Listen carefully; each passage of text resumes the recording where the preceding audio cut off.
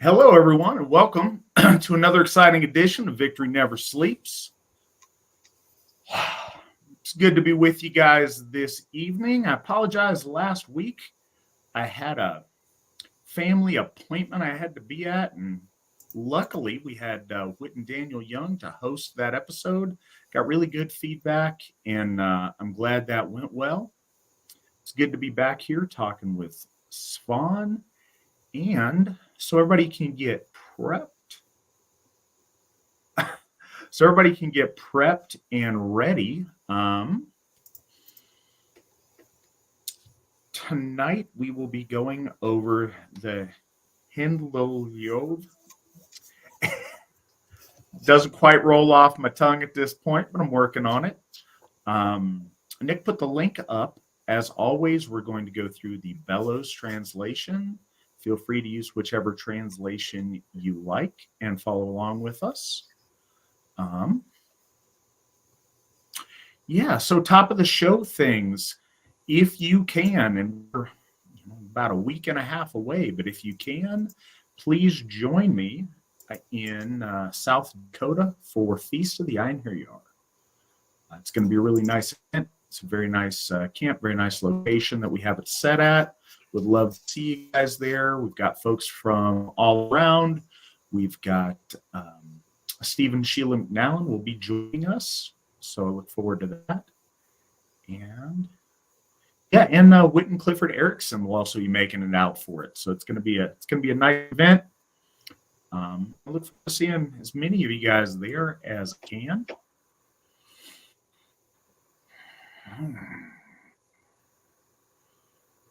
I think that's all the top of the show business that we have this go around. As always, wherever you find this, if you enjoy what you're seeing or what you're listening to, please like, share, and subscribe. And keep in mind, and this is relatively new, but vns@runestone.org. If you have any questions throughout the week, please go ahead and send those in, and we can get them saved, get them remembered, and be ready to answer them on the next episode. And tell your friends, tell your enemies, tell whoever you like. If they got questions, be happy to answer them. As always, we're taking questions live on the show, as we always do. Ones that are relevant to the topic at hand, we may thread in during the reading, but we'll save the ones that are seemingly unrelated until the end of till we're done reading the source material. Svan, what do folks need to know going into tonight's poem? This poem is actually not from the Eddas. It's from another collection of poems, and on top of that, it was cloven and had another poem inserted in it, and so it causes a lot of confusion. And in actuality, the tiny poem that's placed in the middle of this poem is the next poem that we're going to be covering, oftentimes called the Little Voluspa. And it doesn't fit well within it. So there's a lot of questions as to exactly how and why this situation happened. It was pretty late on when it was recorded, but yet both poems hold names and places that would most likely be linking all the way back to continental migration period Europe, including the Germans and the Goths, etc. So it is a very old poem, or at least the poet that constructed it may have had either verses or an extensive knowledge passed down to him about the origins or place names of many of the folk that are mentioned. But again, by this time, if the audience doesn't know who's being spoken of, sometimes it can kind of stop the poem's usage. And it becomes more about something that poets remember in order to learn verse. And I think that's the case with this one. This is a very interesting poem because it's focusing around the holy Freyja. And it involves her and a troll witch. And the dichotomy of this is interesting on top of the reasonings why the holy Freyja is interacting with her and some of the things she says. Because, and it's not really stated till later on in the poem, that the boar that she is riding is not Hyndluljóð. It is a mortal or an arisen mortal, perhaps even an elevated mortal, that is a devout follower of the holy Freyja. So she is attempting to interconnect him to the lines of his ancestors so that he may gain great power. And the entirety of this poem doesn't necessarily state that he, if he is mortal or if he is a risen. And it also brings the question with some other names dropped. But yeah, the poem is relatively short and drops some interesting things. There's also, again, names that they could allude to other poems, perhaps poems of kings of old from Denmark, from Sweden, from continental Germany, but they don't really go any further. And that's why I was stating too that this might have been a poem that by the 14th or say 13th to 14th century, a lot of the meaning behind it was lost. Another thing too is some of the kings that are mentioned are generally seen as legendary or mythical kings that we don't know any origin of, or that they may have been spoken about in circles of poets by the Nordic period of our the history of our religion. So, but that's about the thing that makes it interesting. I also wanted to bring up some topics that we can cover during the poem about the nature of femininity, the nature of witchcraft and its conceptualization. So I thought it was kind of fitting that we're hitting this right near the secular holiday of Halloween, where we can kind of discuss some of these things that have been laid out and my thoughts on where our ancestors truly looked at a lot of these elements in our mythos and in our kind of ecology of spiritual beings, if you will. All right. Well, if we are all set and all ready, actually, before we get into it, I want to acknowledge we got a donation from Matthew in Alabama of $50 to our South Africa fund. Folks that may not know, we collect money to help mistreated, displaced, and forcibly impoverished white farmers in South Africa that have been struggling mightily over in recent years. So we collect money for that and distribute that quarterly as a lump sum from the AFA. We typically do that through the South Africa Family Relief Project. And we just did our third quarter payout. We had to go back and forth with the processor a little bit, so it took a few extra days, but we got that taken care of. Folks very much appreciate you guys' generosity. A little goes a long way to help. Typically, it's donated to them in grocery vouchers. So, we're feeding our folk over there. And yeah, it's a real nice thing. And we appreciate everybody who contributes. So thank you for that. And that said, we can start whenever you are ready. Svan?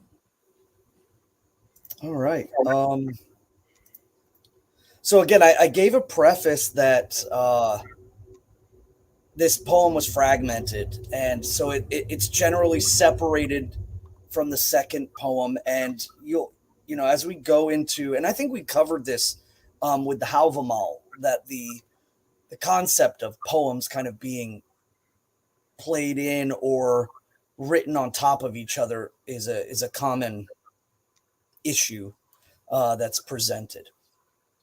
And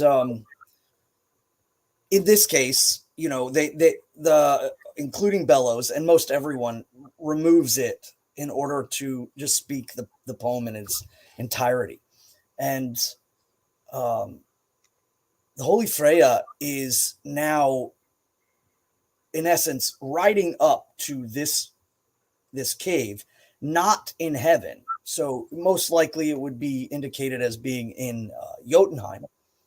And she is beckoning the troll witch, Hyndla, of course, who the poem's name is mentioned.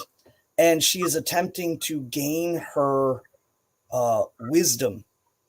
And in doing so, there becomes an exchange very, very similar to, say, how Lord Odin and Thrym, or any, like him and as soon as I'm thinking it just like pops right out of my head. Or Fafnir, when he goes and he exchanges it, but it's not done under the predicate that they're doing some sort of battle. This is much more an attempt at guile, and then the guile turns into this kind of revelation, if you will. So we could start out on stanza 1. The Holy Before we Freyja. do, I want to make a little note just real quick, and I go over this often. We're starting to get into some of the more obscure bits of lore, and we get bits and pieces sometimes of things that are less perfect than we like, that are more fragmentary, or with a lot of alterations and things.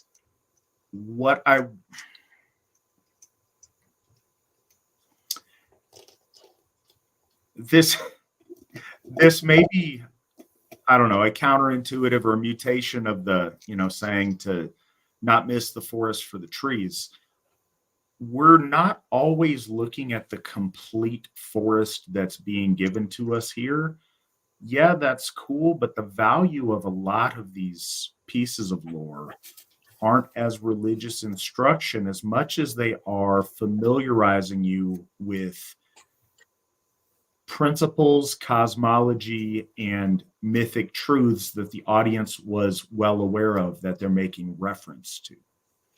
So a lot of the time when these are just, and I say just, and I don't mean it like that, but some of this poetry is very much meant to preserve lore. Some of it's meant to entertain.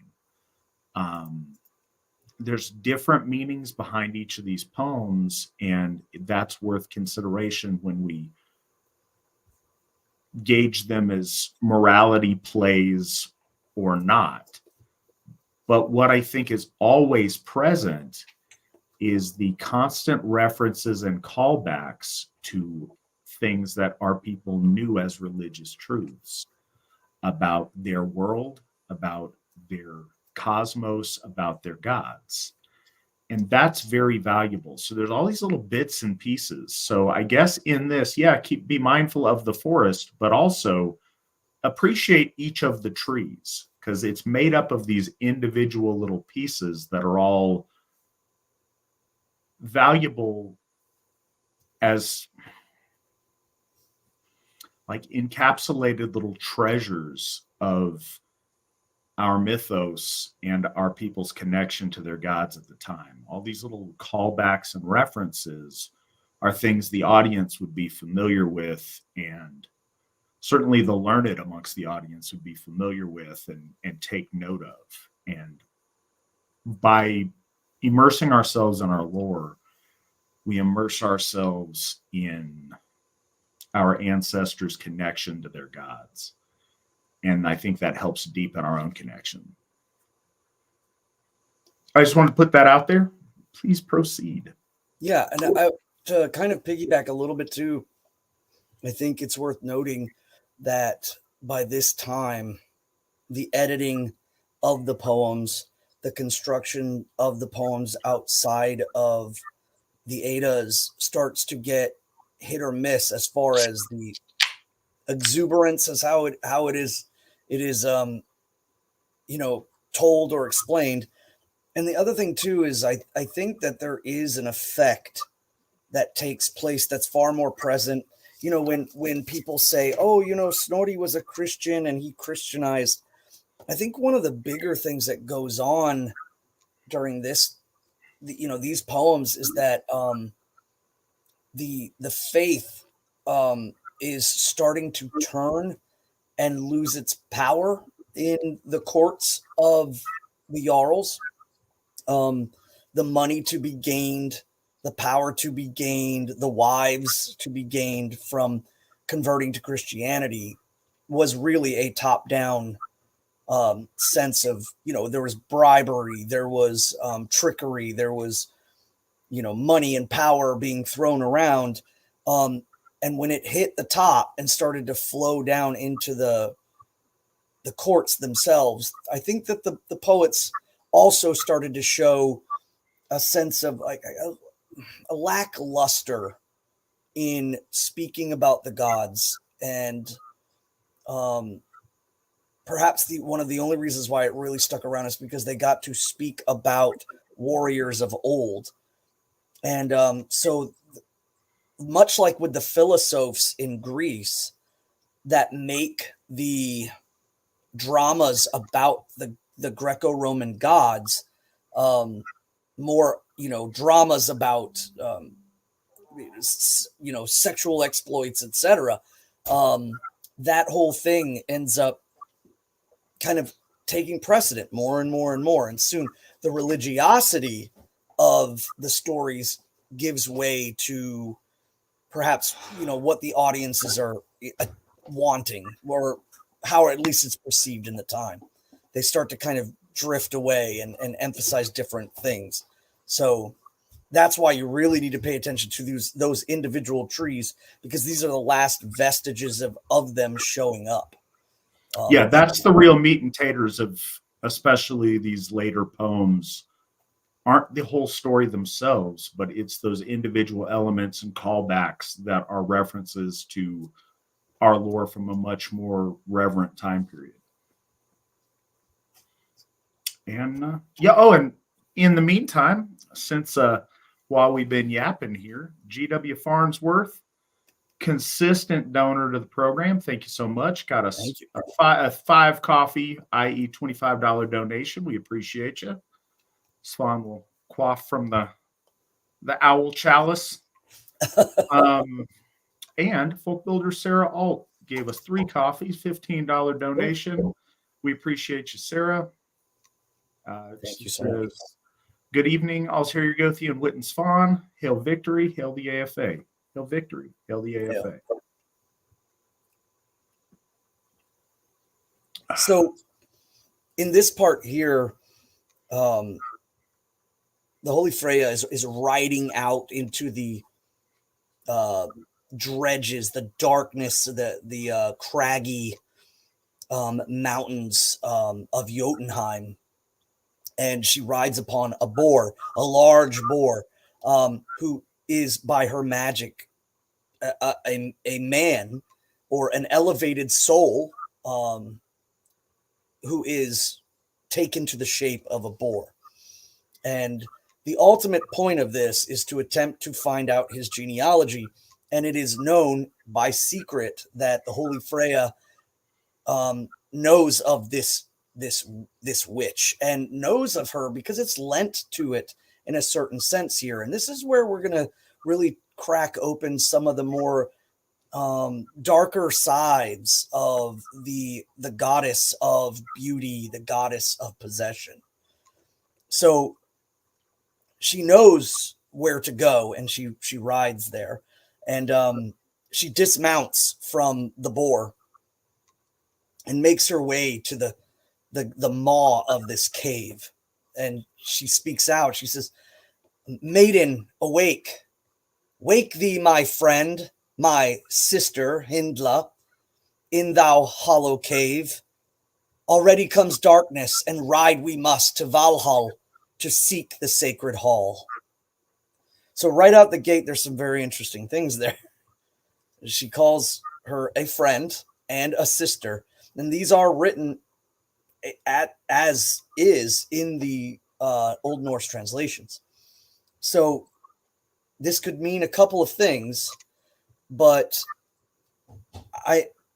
the mystery of the Holy Freyja versus, say, the Queen Frigg is that I think that there was not a besmirchment of her character by Christians, which I think is something that people immediately go to. I think it was placed out there by unsavory, or just people that have an agenda. And they're, the reason why anything that's, particularly wrong or dark or, misaligned towards the Holy Freyja is because Christians, they hated women and they wanted to get rid of her. I'm not saying that that's not true, but what I am saying is that there was probably fertile ground to do so, in the essence that the Holy Freyja is much like with Lord Odin amongst the Anglo-Saxons. It was very easy to make Lord Odin scary and connected to the devil, and not to be trifled with, not to make to have these like issues where you would talk or interact, because he was instantly seen as just a very scary divine. And I think that that's the case that happens with the Holy Freyja in Scandinavia. And she is seen as a friend to witches, that she knows of this. And that ultimately is one of the reasons why I constantly state that I do believe that the Holy Freyja is, if we were to talk about the domains or the thrones of power and dominion in which the gods have, one of the ones that the Holy Freyja has is beauty, but also possession, or really what possession's true root is desire and greed, the darker half of what people will do in order to attain things. And and I think most people know this, is there's that paralleling to Lord Odin because of this Faustian nature.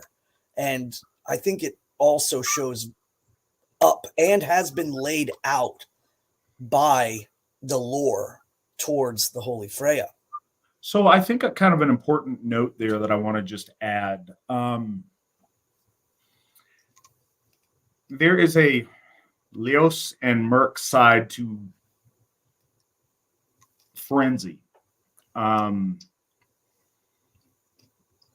Offensively, one can use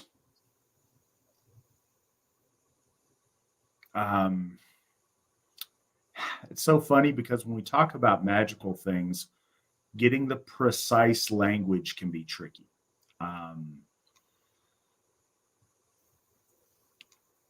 You can be overcome by greed and by like murderous, like metastasized and uncontrolled anger, and you can be completely consumed and possessed and then used for ill. You can also be overcome with inspiration. You can be completely overcome with battle frenzy, like the Berserker. And there's a lot of different applications to that, being overcome by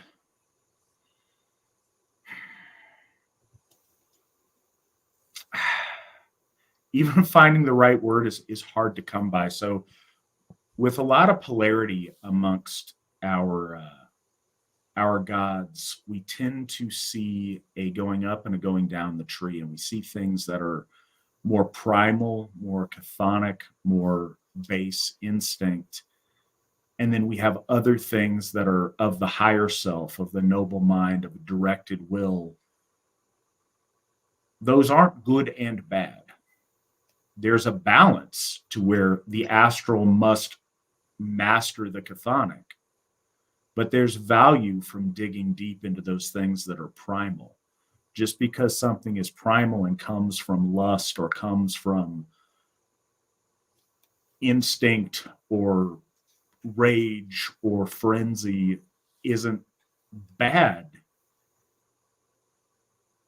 but it's in the directedness of that. And you see that throughout, and it develops in different ways throughout medieval magical practice. You see it in Hermeticism, you see it in a lot of different things, the idea of the masculine force subsuming the feminine force and directing it in mastery. You see it a lot in I think it's one of the mysteries behind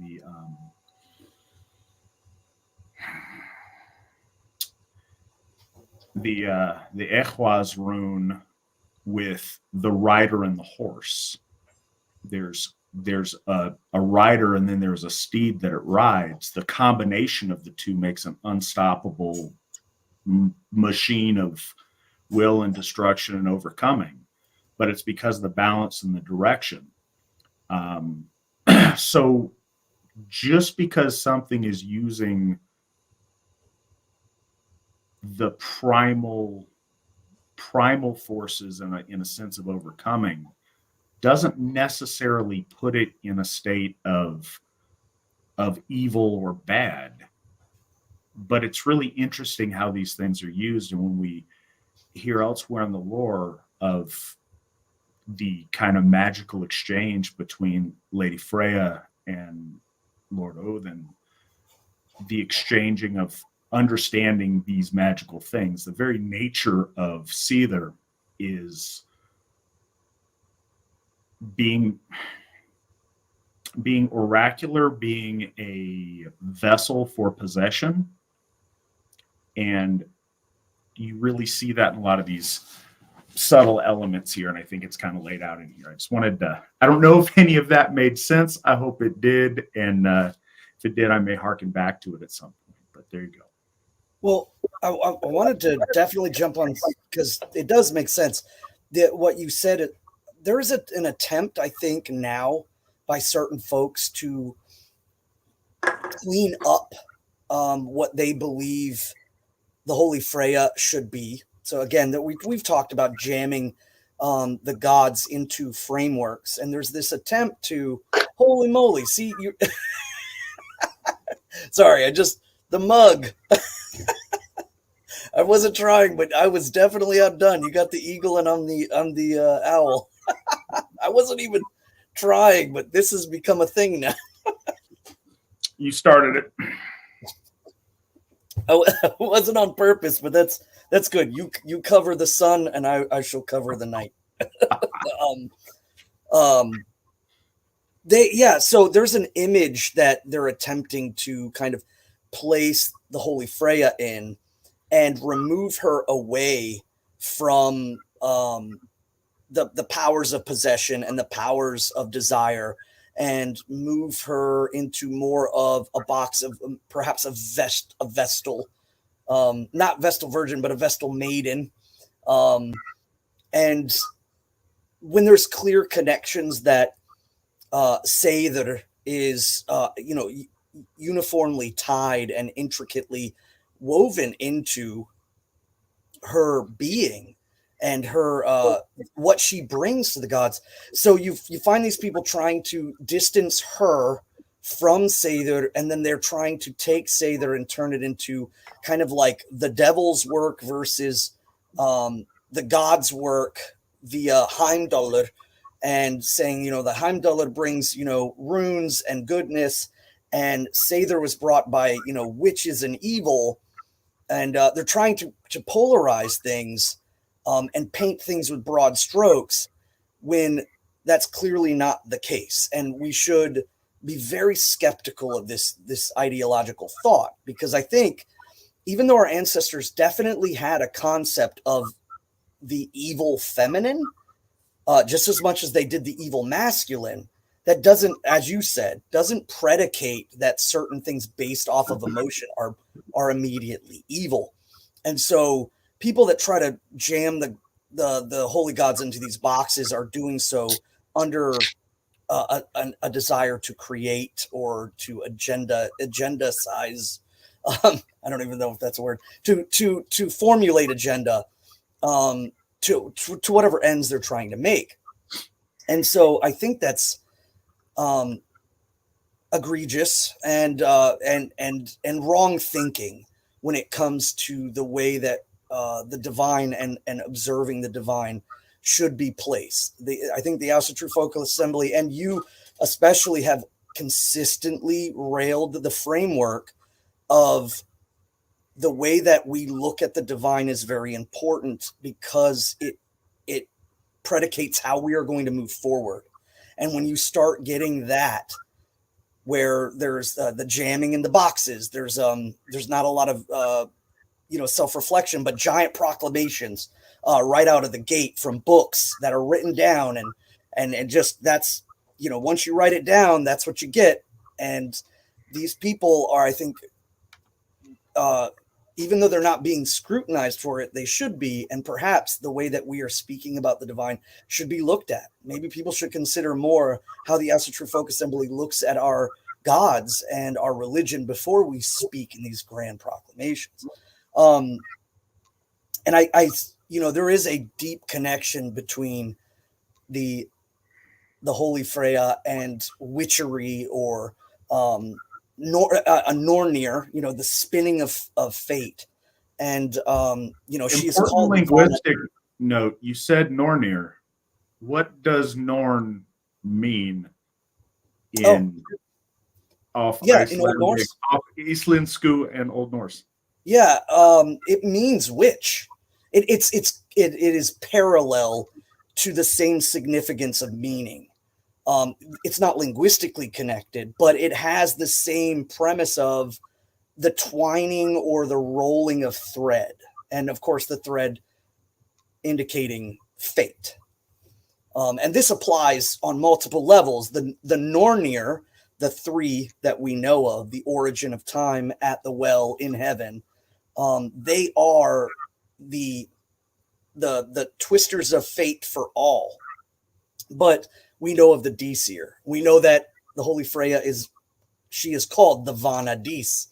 The title itself could be utilized for anyone who has the ability to turn and twist fate around themselves, or for their people, or for those like of their bloodline, like an ancestral Disir.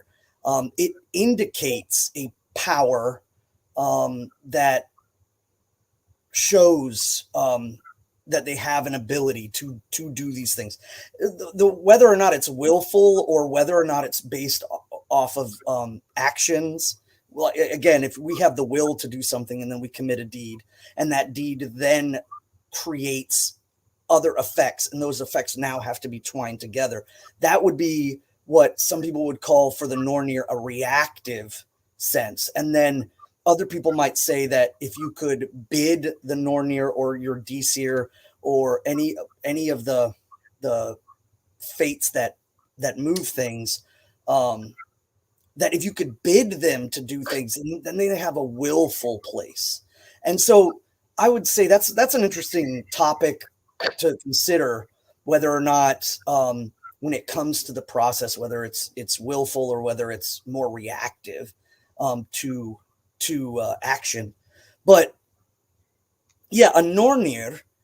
So like, for instance, for Hexanacht, that we normally title our Holy Tide, that's really dedicated to the Holy Freyja, it would be completely within the confines of logic to also call it like Nornir Not, and that would be the same thing, Witch's Night. Hexanacht, of course, is the German version. And I think that we could use, like even Witchanacht or Nacht. I can't quite remember how it is in Anglo-Saxon, but and it would have the same leveled sense. So something that, at the risk of belaboring this over much, that's what I mean. Some of the value of some of this lore is it brings up these subjects, and especially some of the value of going over it together. One of the keys to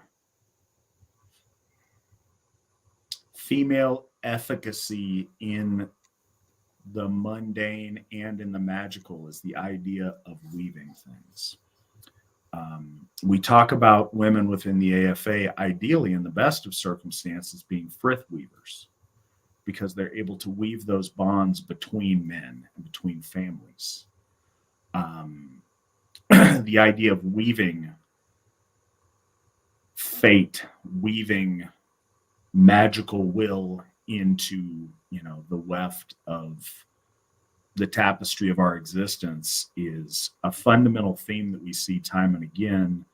We even see Frigg with the weaving element, with the distaff and the idea of weaving. So this is a very, very important concept to female interaction on the subtle and on the more physical plane. I don't want to belabor it more, but you keep opening up more like ideas and thoughts every time you say something, because it does make me think. The other part is the thrones of the tripartite do not confine simply. Well, the gods aren't confined to anything, but the tripartite is kind of, again, how we organize them. But this applies to not just the tripartite. Here we see the holy Freyja moving between realms. She is out of heaven. She has gone to the middle world, or at least, it is presumed, and she is going into the east. So she takes on a dynamic role. And what we find is any of the holy gods that we predominantly see as being in stasis form have very little that besmirches their character as far as in the stories go. If you think about Lord Heimdall and how he comes down and he elevates or Rig, he lifts up the folk. He does this, but predominantly he's in stasis. Same with Lord Tyr. There's very little, and it seems to be that with movement creates weird, or creates Orlaw, creates deed, and with that comes, again, this kind of overall sense. Lord Odin, the Holy Freyja, and even Lord Thor, as he moves in, and everyone knows he's the benefit, or the benevolence of Thor, but also the scary possibility. Oh, we're talking about Holy Freyja, and then the cats appear. Yeah, we got a new kitten earlier this afternoon. What's her name? Don't misgender my cat. I always default to the feminine immediately. His name is Rolo.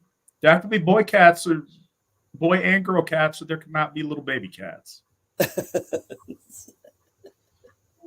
How that works. My cat. I got to you. So, like you had said, I think that it's really important when folk are reading the stories about the holy gods, the more they move between realms, and again, the only one that I could say in our lore that moves from stasis to dynamic and catalytic in repeated sense is Lord Heimdall. But outside of that, the general sense or mode that the holy gods present themselves in the stories, the more they move, the more they have a tendency to have kind of a duality of character and a kind of Merc and Leos version of each other. So that's something to consider. And here we clearly see in the story, the Holy Freyja is in a dynamic position. She is moving and creating, seeking knowledge, if you will. So let me see. I moved a little bit here. So she says that she wants to gain the favor of Lord Odin, and this includes bringing Hyndla. So in stanza 2, the favor of the Herjarfather seek we to find. To his followers gold he gladly gives. To Hermodi gave he the helm and mailcoat, and to Sigmund he gave a sword as a gift. So just a little note on that. Sometimes people will see Hermod, who is clearly in Balderström, about going down into, or excuse me, after the burial, he goes down into the underworld.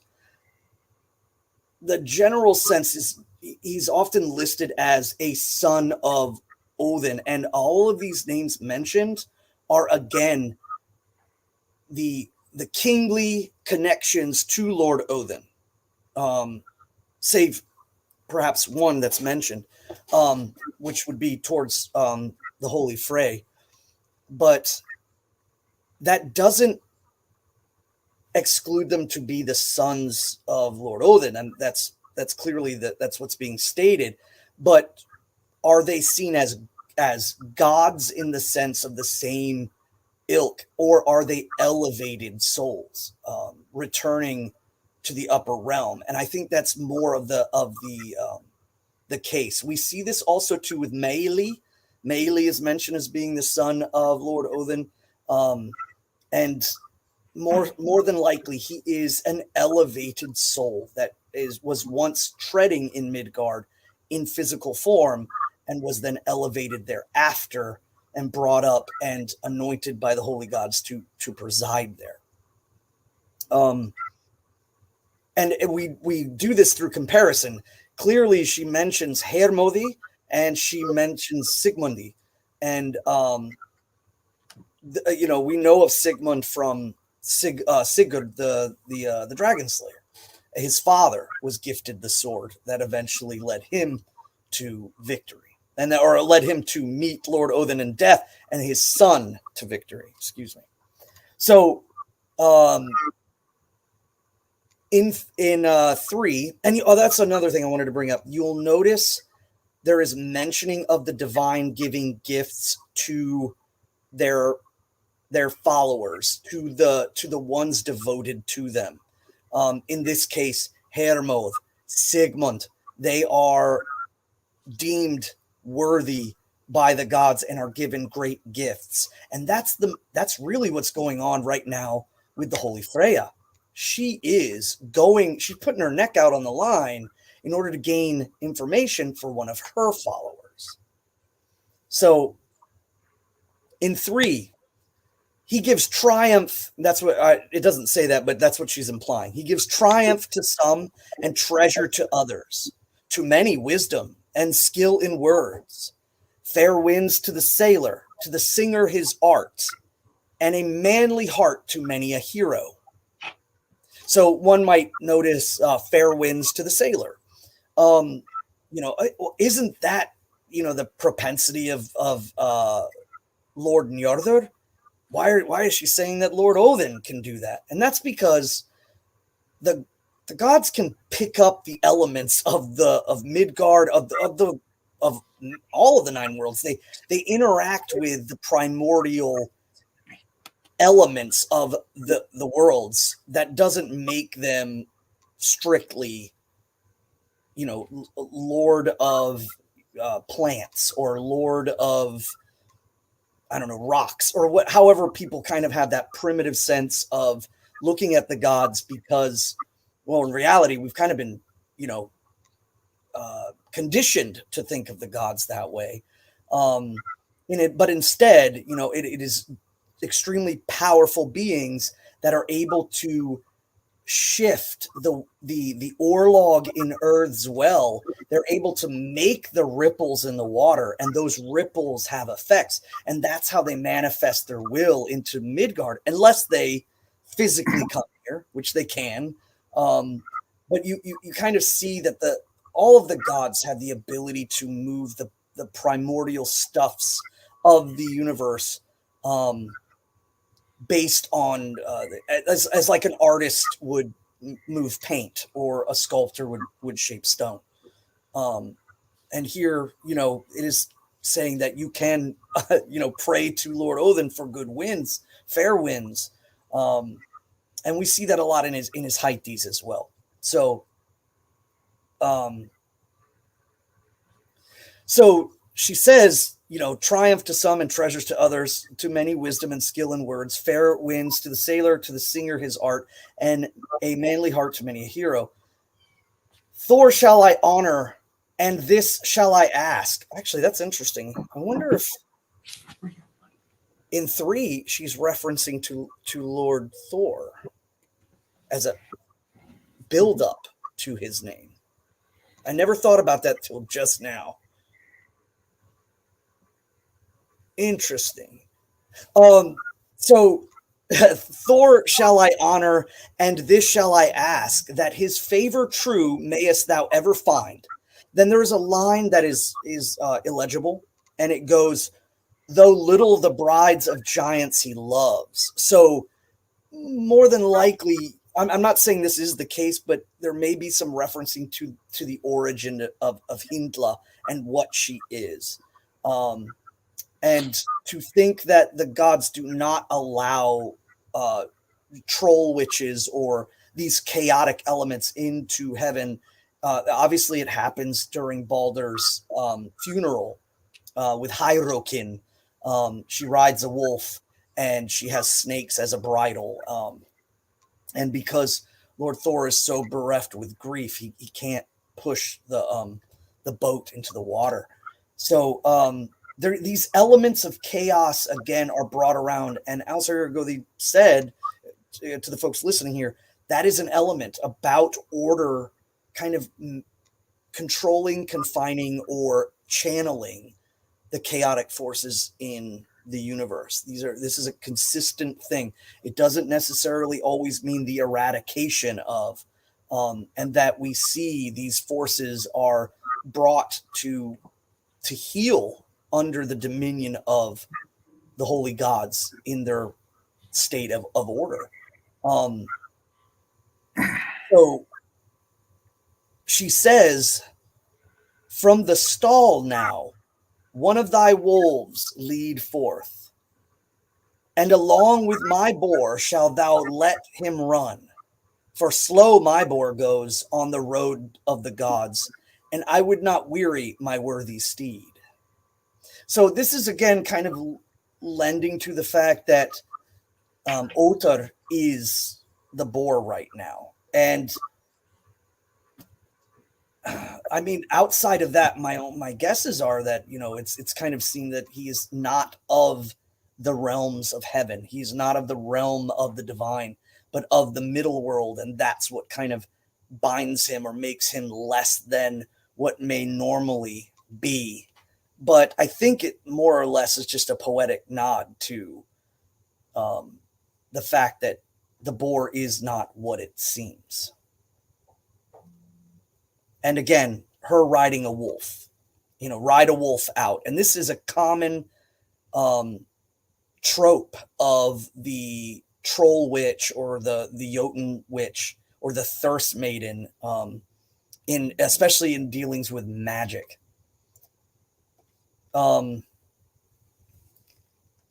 So let's see. Now, at this point, Hyndla speaks out from the cave, and she states right out the gate that the Holy Freyja is lying. In 6, falsely thou askest me, Freyja, to go. For so in the glance of thine eyes I see, on the way of the slain thy lover goes with thee, Otar the young, son of Instein.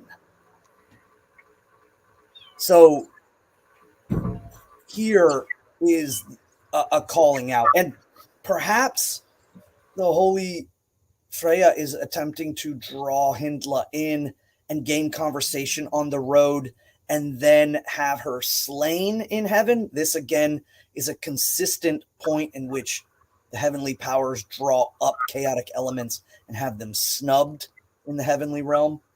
Kind of again pulling up a thread from the cosmos and having it, cut and cauterized in heaven.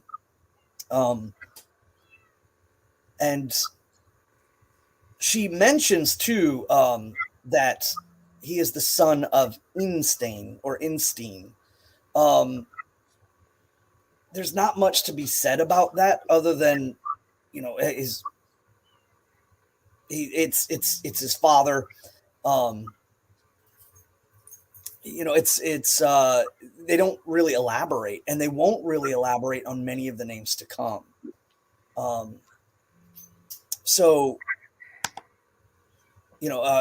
Let's see here on number 7 with Freyja. Freyja speaks, wild dreams, methinks, are thine when thou sayest, my lover is with me on the way of the slain. There shrines the boar with bristles of gold, Hildisvini, he who was made by Dain and Nappi, the cunning dwarves. So again, this is a reference to the other story, the creation of Hildisvini, the opposition of Gulenbursti or Julenbursti, the golden bristled one that was given to her brother by the dwarves. Now let us down from our saddles leap and talk of the race of the heroes twain, the men who were born of the gods above. So at this point, taking the road of the slain, Bifrost's bridge is kind of abandoned, and instead, okay, let's talk amongst each other. And this is an interesting part, is again of the men who are born from the gods above, those who have the ond, who have the breath, who have the shape from Heimdallr's hands. So there's a clear nod here. If anyone is ever looking for anyone who's ever been asked, like, why do you think that the gods, shaped the folk, or why do you think that we are connected to the gods by blood or by breath or what have you? This is a perfect example here. It's mentioned. We are, born of the gods of above.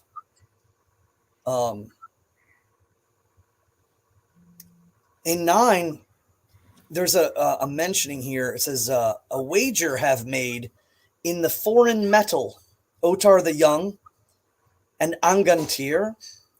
We must guard for the hero young to have his father's wealth and the fruits of his race, or the fruits of his people. It's just an interesting side note. The word for foreign metal is Velja. And it or Valur, which in Old Norse is kind of like a conjugate to like Welsh. It means like an outsider, if you will. Now in modern Icelandic, Valur means falcon, so perhaps it could lend to the idea of one that has traveled far or traveled wide. But it's just an interesting note. I think that's something that the poet placed in, that I would wager in minted coin, and that's an interesting point, because most of the wealth that was carried by our ancestors at the time was often carried on them via rings, via bracelet, arm, necklace, and so forth. It was easier to kind of chip out and weigh gold on scales rather than by minting. And minting had, obviously its own problems with, people shaving, pieces off or mixing it with other metals. And it was also very hard to defend if it was, coined and held by other people. So it was very easy to defend if you were wearing it on your body. So that's kind of the reference there.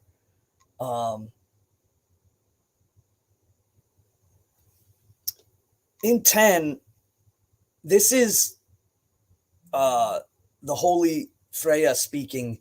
And again, it is very interesting because it's one of the times where a hark is mentioned. It says here, "For me a shrine of stones he made, and now to glass the rock has grown. Oft with the blood of beasts was it red. In the goddess ever did Otar trust." So this is the point in which she states that there is so much bloat being conducted on the hark that the blood has glistened the stone. And that this is just more of a testament to his faith in her, his continuance of piety and of giving. It could also denote perhaps maybe fire, but I think the blood as a reference to glass may be a better analogous, but they don't quite specify. But again, he's just heaping devotion upon the Holy Freyja, and now she is turning in kind. And again, this also does show that it is, understood by the people hearing this poem that men could hold troth with the Alsenir. So,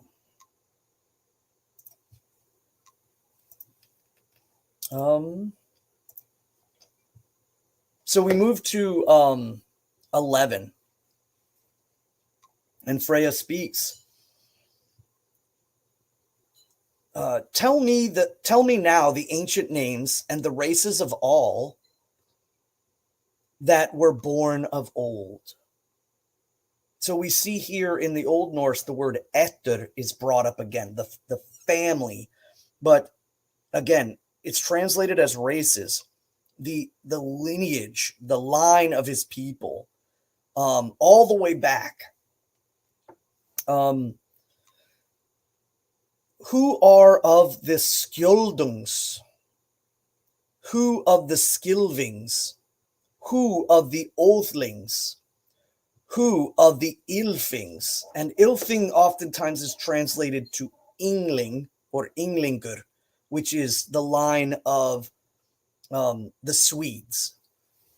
Who are the freeborn? Who are the highborn? The noblest of men that in Midgarth dwell. So this part here is mentioning, to be honest, I think they may have more historical accuracy than translators give them. The only problem is I don't exactly know who, and I've been looking to see if there's any connections, but as of right now, these names have more localized meaning, just like in Beowulf when the Danes come into their peninsula and they fight against the wolflings of that place.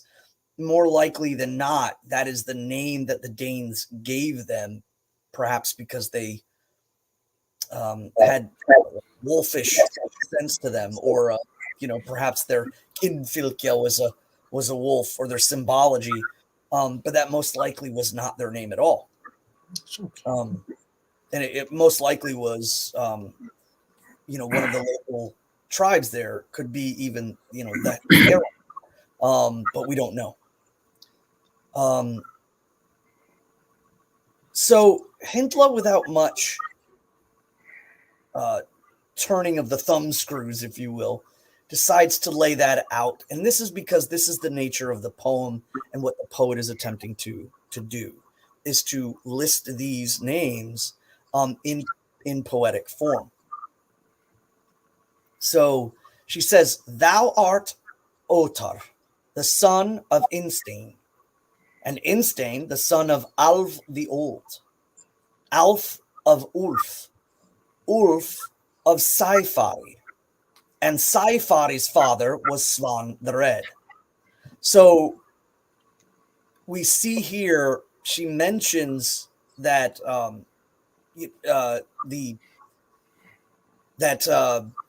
Otar's grandfather is Alf the Old, and he is born of Ulf.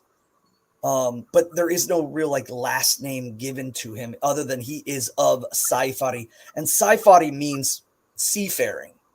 So Saifari's father, so this would be great grandfather, is Svan Inumroda, Svan the Red.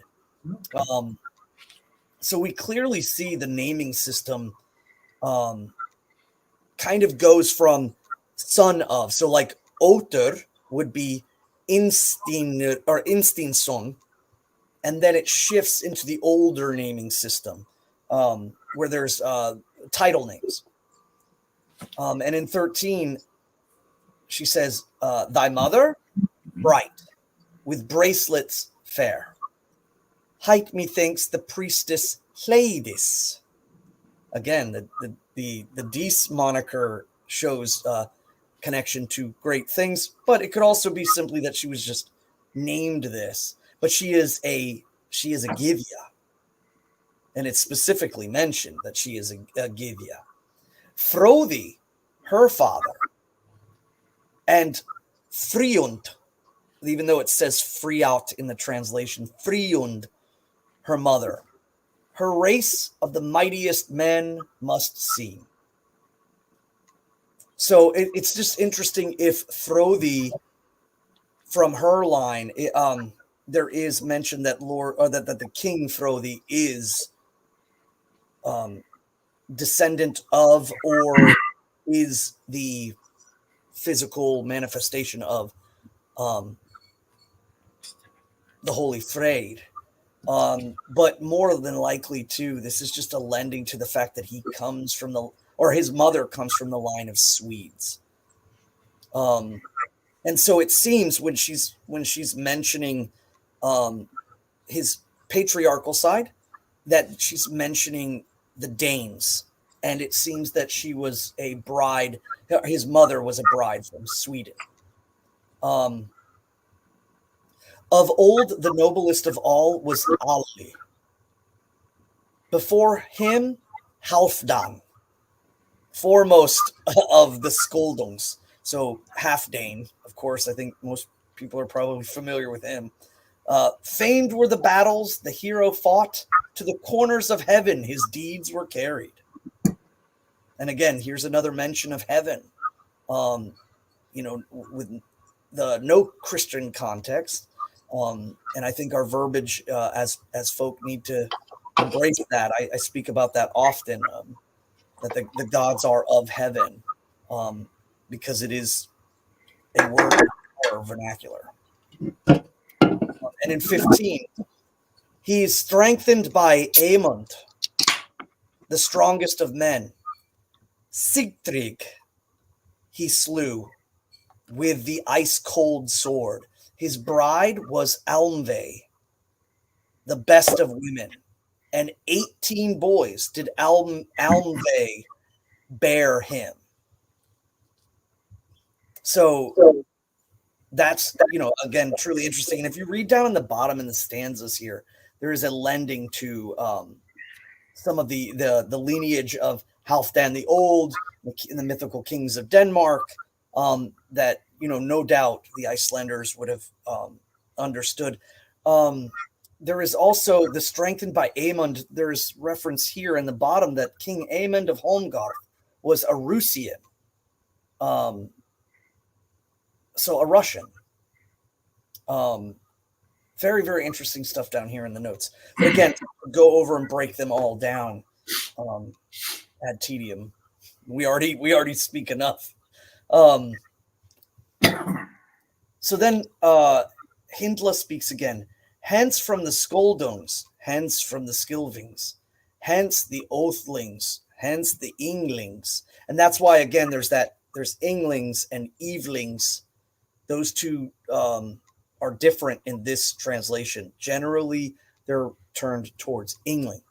Hence come the freeborn, hence come the highborn, the noblest of men that in Midgarth dwell, and all are thy kinsmen, Otar, thou fool. And then she begins to continue on. She says, Hildegun, then her mother hight, the daughter of Svalva, and Saikonung. Sea King is Saikonung. And all are thy kinsmen, Otar, thou fool. It is much to know. Wilt thou hear yet more? Now, if anybody hears or suddenly kind of pricks up at that line, is, wilt thou know more? Is again the reason why I think that the smaller Volaspau was placed within this poem. There was some sort of connection, and I think that it was a commonality for poets to use this line in relation to the vulva or the cirrus. And so it could be said that this kind of lends to the identity of the vulva in the Volaspau, where Lord Odin goes. But it could also be that they are one and the same, that Hyndla is the vulva that Lord Odin is speaking to, but it is not referenced. It is not mentioned that they are not in Jotunheim, but perhaps in Niflheim, in the outskirts beyond Helheim. I find that very, very interesting. It could be just a commonality of poetics that they attach to the cirruses, or they could be one and the same. In 18, she says, the mate of day was a mother of heroes, Thora, who bore him, the bravest of fighters. Frathmar and Gríðr and Frekkis twain, and Jofamar is how it's different how they translate it from Old Norse, because it's Josumar in Old Norse, and it's Jov Urmar in the English translation. Alf the Old, it is much to know. Wilt thou hear yet more? Her husband was Ketil, the heir of Klip. He was thy mother. He was of thy mother, the mother's father, before the days of Kari, and was Froði, and the horn of Hild, and of Hjolf then. So see, now it starts to wind down into the lineage of these ancient kings going even further back. And there may be, again, these messagings of that they carry similar names to, again, Froði is mentioned. And next you'll see the name Nanna. But Nanna is actually debated, because it might be spelled Mana with an M. It's just that the writing of the poem is not very good. So they end up kind of going for an immediate feminized name versus Mana, because Mana is seen as masculine. So they don't quite know. But in 20, they say, next was Nanna, daughter of Nokvi, thy father's kinsman, her son became. Old is the line and longer still, and all are thy kinsmen, Otar the fool.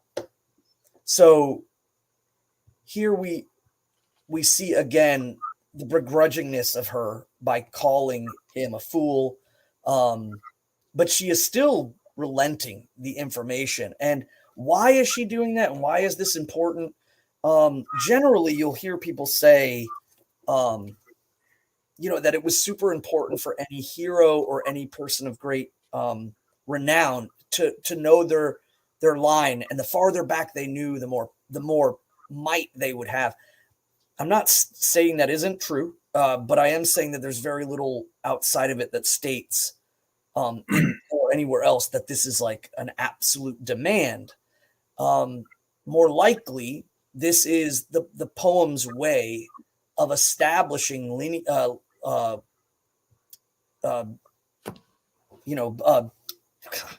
descendancy, excuse me, through historical figures, to speak their names, to hold them through to Otar, who is clearly a semi-divine now, but perhaps was mortal. But I think that somewhere along the way in Asatru in the early 80s and 90s, it was said, hey, if you know your ancestral lines, if you know their names, you'll gain much power, and that's the way our ancestors viewed it. Again, I don't for a sec. So I want to just make this note because I think it's really important.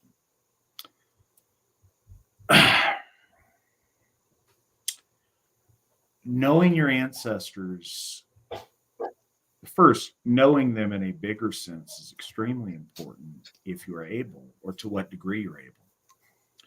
Knowing their names is important too, more so than just knowing it. Something, Svan and I have talked about this, but speaking something is a magical act. It takes it from an intention or a plan or a passing thought, and it manifests it in reality in the,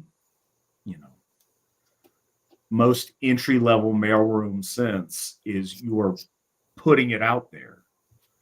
So at Sumbul, or in a formal way at Sumbul, when you hail one of your ancestors, say their name. Say it out loud. I remember a Winter Nights a number of years ago, and they run together now. But one of the first ones that I celebrated was Svan. He mentioned one of his grandparents and the ones that eat the rotten shark. And so the name was difficult to get, and he said it quickly and in passing, and people kind of mumbled. And I'm like, whoa, pause, flag on the play. Right. Say it slowly because I want to repeat it out loud to honor them. And I think it's really important we make a point of doing that. Do that formally in Sumbul, but just in your life, in your house, in your family, when you're telling stories to your friends and people you care about. Speak the names of your ancestors. Don't just say my mom or my dad. Say their name out loud. There's something special to that. So do that.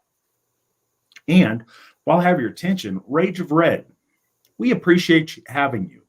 I know we got a lot of people in the audience sometimes that just kind of sit and listen and absorb and don't necessarily speak up, but they're there and they're listening. And we really appreciate you guys. That adds a lot to the program. Thank you so much for being here. Yeah. I just now saw the So word of the wise, kittens have very sharp little kitten claws, very sharp little kitten teeth. And they don't really know what they're doing with them. So that's a thing.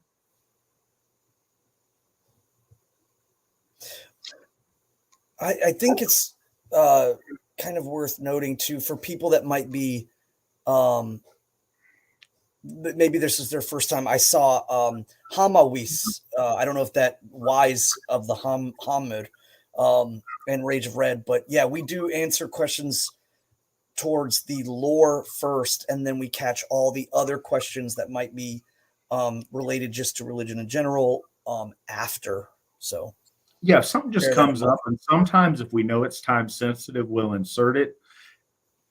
As you've probably already seen, sometimes Swan and I can take liberties on going off on rabbit trails.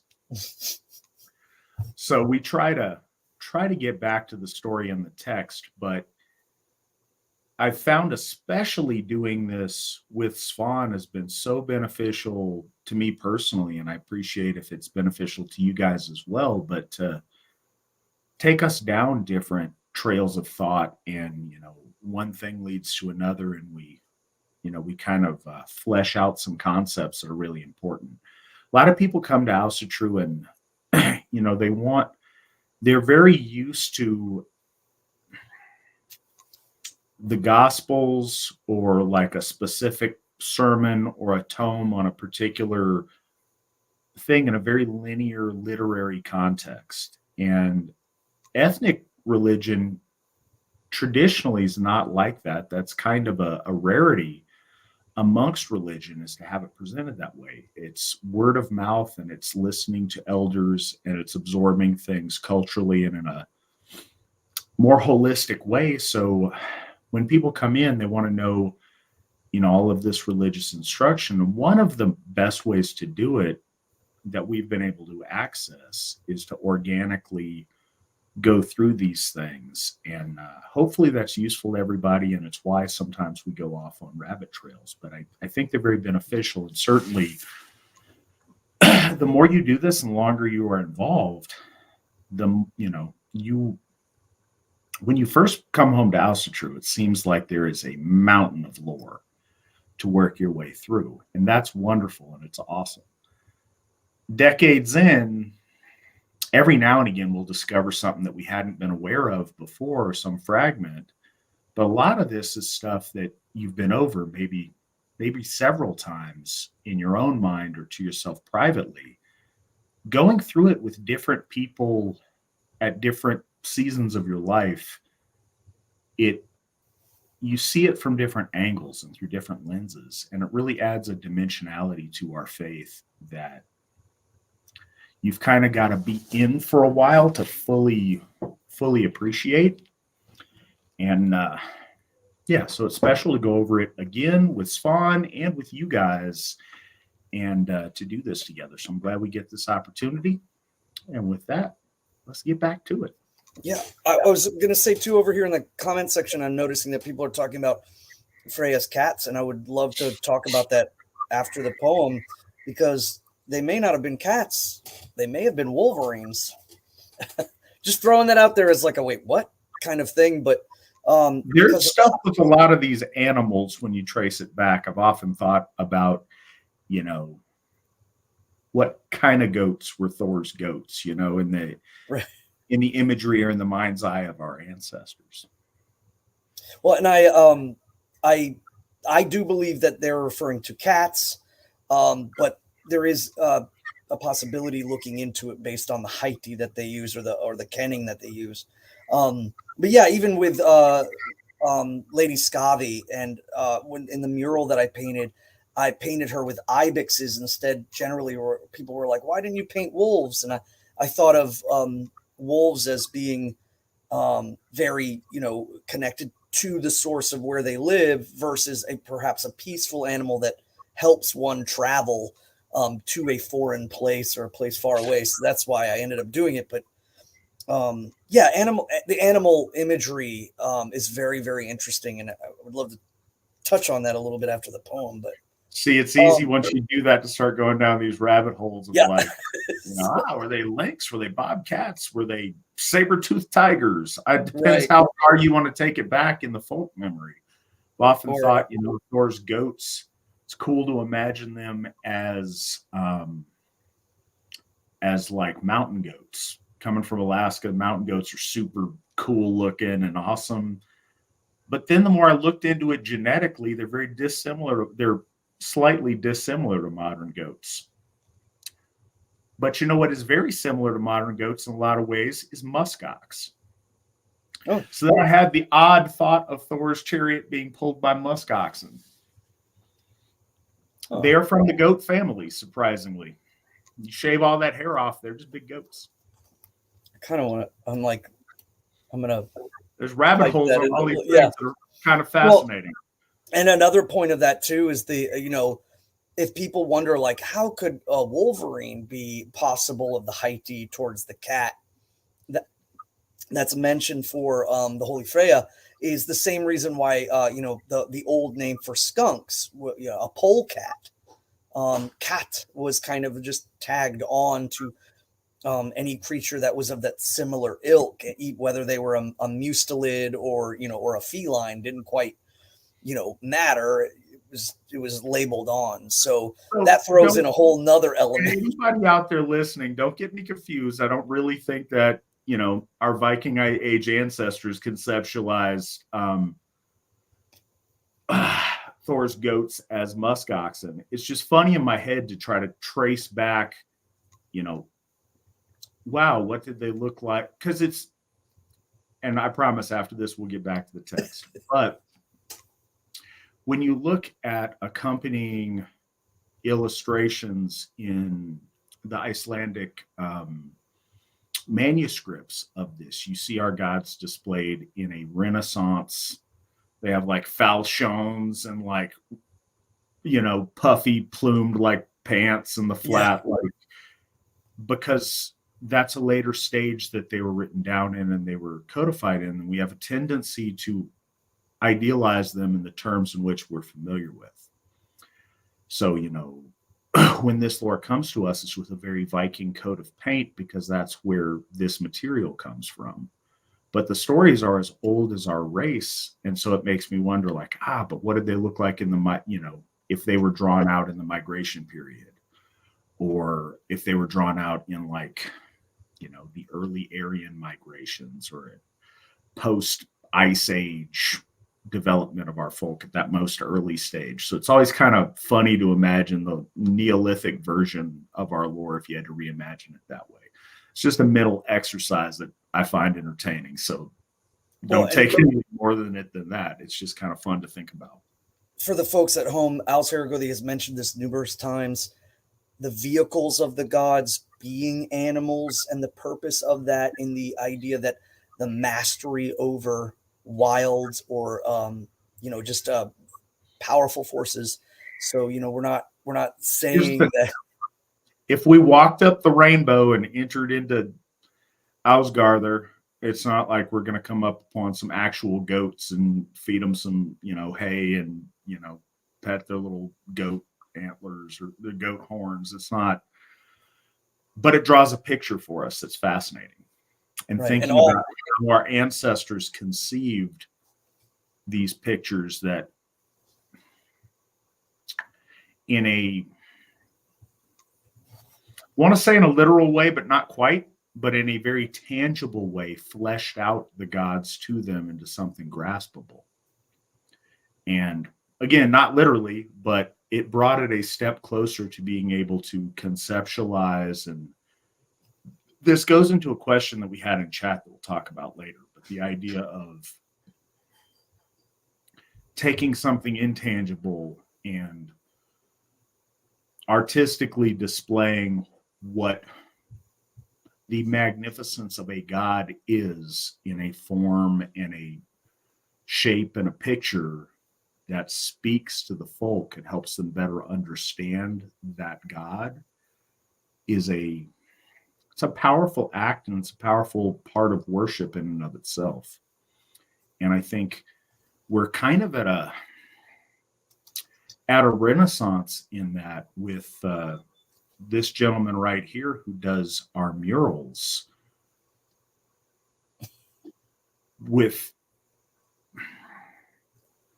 projecting into the world his conception of these gods, how they appear, how they capturing their divinity within a two-dimensional space for us to grasp is a real big challenge. So it's neat to be part of that and to see that. But I think Svan's gotten aside from his wife. Hi, Catherine. Yep. He's giving me some instructions real quick. Let me see.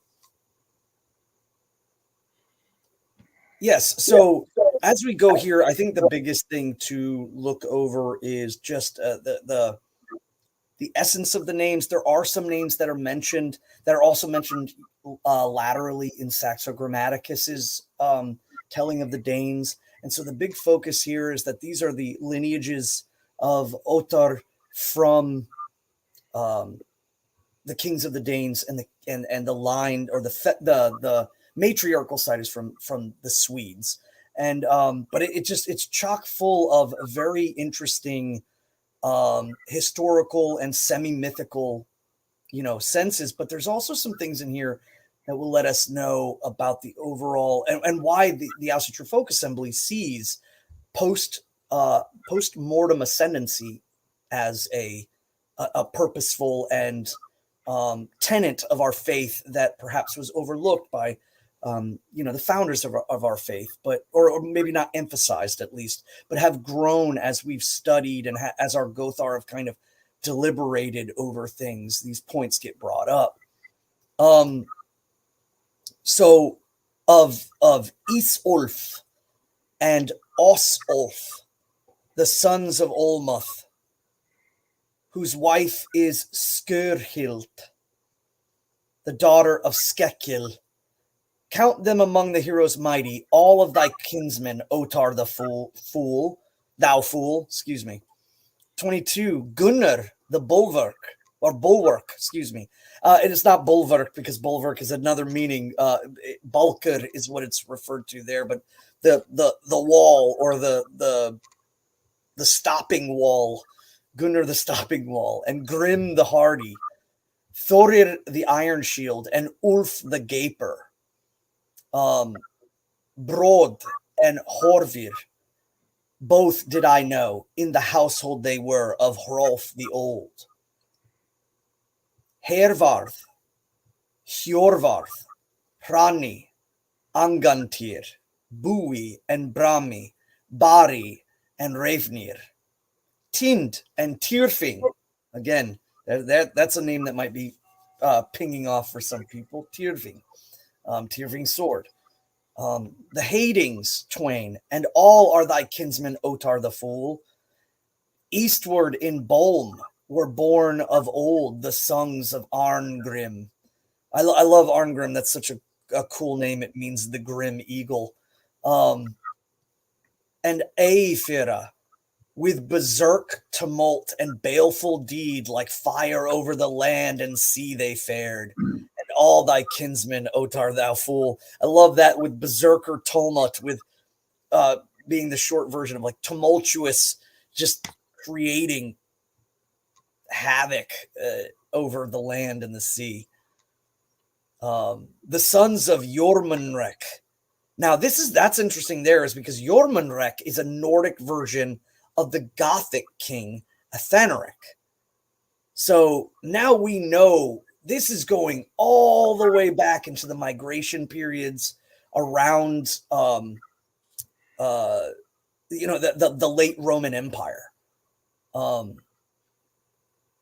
this is an interesting part here. To the gods in death were as offerings given.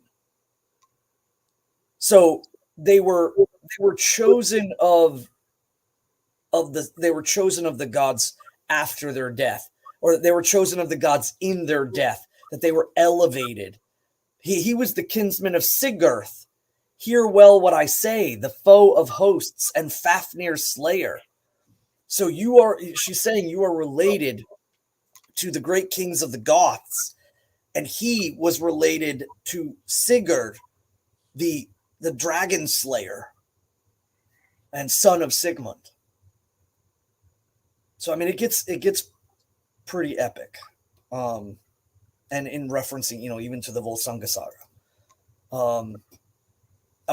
And here in 26, from the Volsungs. So from the Volsung seed was the hero sprung.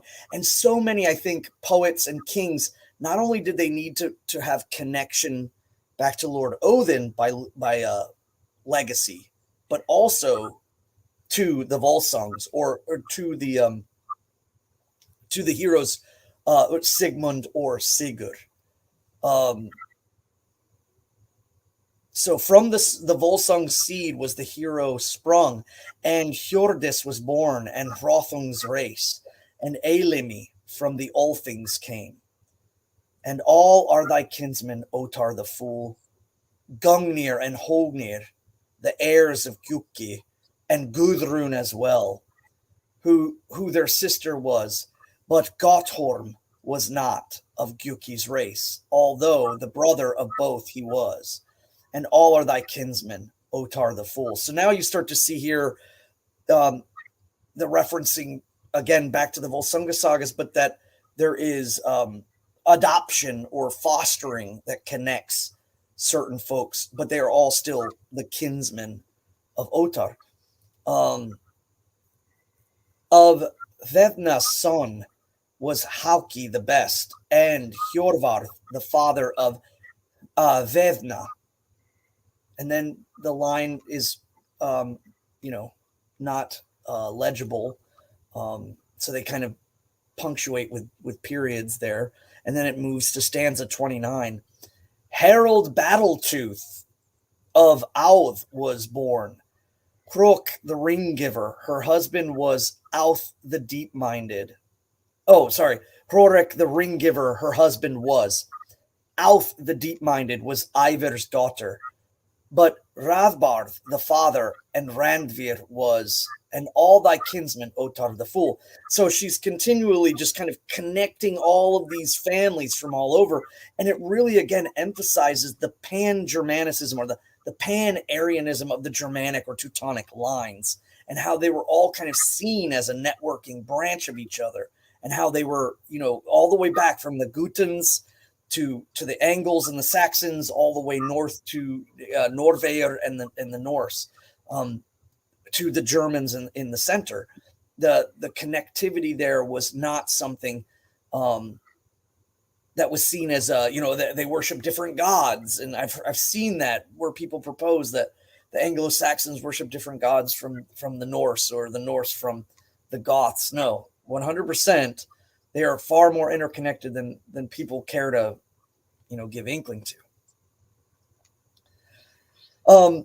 So here's an interesting part as well. So Freyja speaks, to my boar now bring the memory beer, so that all thy words that well thou hast spoken, the third morn hence he may hold in his mind, when their races Otar and Angatir tell.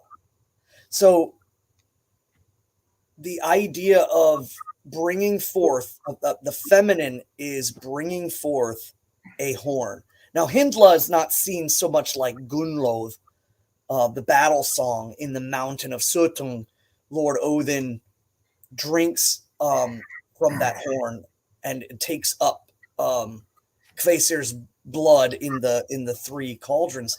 But again, this referencing to gaining hidden knowledge and having a mead bearer give to the hero, so that the knowledge attained can be infused into his being,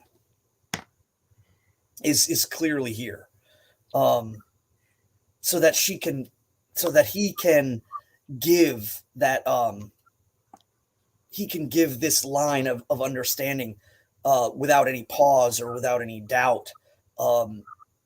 That and it's just, I find this very interesting, especially considering that Hyndla is definitely seen as more of an antagonistic character, but again, the bringing forth of a horn in order to infuse that which is taking place, which is why we at our Hoffs and at our national events, you'll clearly see a Githya or a horn bearer being present during our sumbles or during our bloats, because of this infusement of the feminine, of the horn being given over willfully to the masculine in order to be infused, to be blessed and bestowed with that power. So we shift to 31, and Hyndla speaks.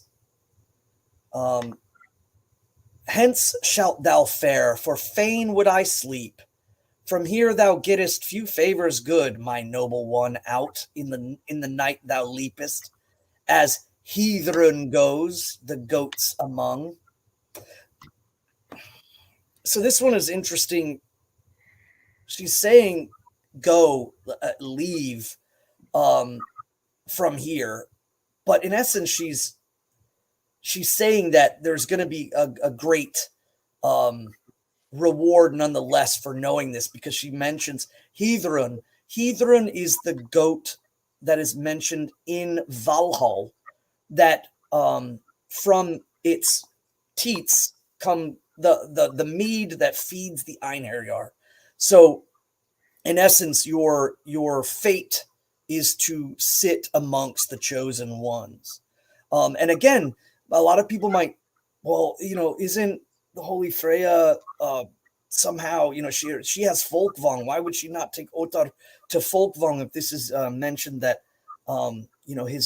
his final, resting place or is going to be in the Einherjar. And I think that there's a lack of understanding that these places, these heavenly abodes are shared. Thor is mentioned as traversing into Valhall, as any of the gods would, or it would be seen as such. The other thing is and I brought that up during the story, is that she was placing a bet to Lord Odin that she felt he would not take, and he took it anyways, which again shows the caveat in the poem of desperation to cause war. So it also kind of lends itself that she may do it at any time. She may step in, and she thinks that Lord Odin would never give that to her, and he does. It doesn't always mean simply that she pulls the first pick of the crop of the slain simply because that's what she does now. It's when she desires to. So Hyndla says, to oath didst thou run, who loved thee ever, and many under thy apron have crawled. My noble one, out in the night thou leapest as Heathrun goes the goats among. So now she throws an insult to the holy Freyja. She says, many a hero have ridden under your apron. And this, of course, is referencing to her modesty. And that, into the night, you have gone and kind of traipsed amongst the Einherjar as well. And so this is clearly, an insult with that turns the conversation sour. And it also references to the fact, I know that a lot of people like to make the connection that Odur is Lord Odin, but more than likely, Oth is very much like Otur. I know that some people even try to attempt that Odur is Otur, but the ascendancy of heroes, the ascendancy of mortal men who their souls have been refined into such a pure form that they are brought up amongst the gods and are no longer just men. It is, entirely likely that Odur is of the same ilk, but then left. So Freyja speaks, around the giantess flame shall I raise, so that forth unburned thou mayest not fare. Hyndla speaks back, flames I see burning, the earth is on fire, and each for his life the price must lose. Bring then to Otar the draught of beer, of venom full for an evil fate. So she says to Hyndla, I will surround you with these flames. And then she speaks in return, I see flames, but they are upon earth and amongst the men. And the price and the cost of these deeds will bear forth fruit either way. So I'll bring him this draught of beer, but it is venom full of evil fate. It is going to draw an end to lines. It's going to create havoc. It's going to create war. Giving him this knowledge is not going to make things better. It's going to make things, worse. And then Freyja speaks, thine evil words shall work no ill. Thou giantess bitter, thy baleful threats. A drink full fair shall Otar find, if of all the gods the favor I get. So this is kind of where Hexanacht, this dichotomy, is where Hexanacht truly, or Nornir not, the holy tide takes place. The witch of the folk, the one who uses magic, uses power to protect the men, to protect the flock of the people, versus the chaotic being, the feminine kind of abomination, the kind of more or less like a false feminine or a feminine abomination, one that attempts to make the feminine misaligned or, twisting against what is the good feminine, is taking place here.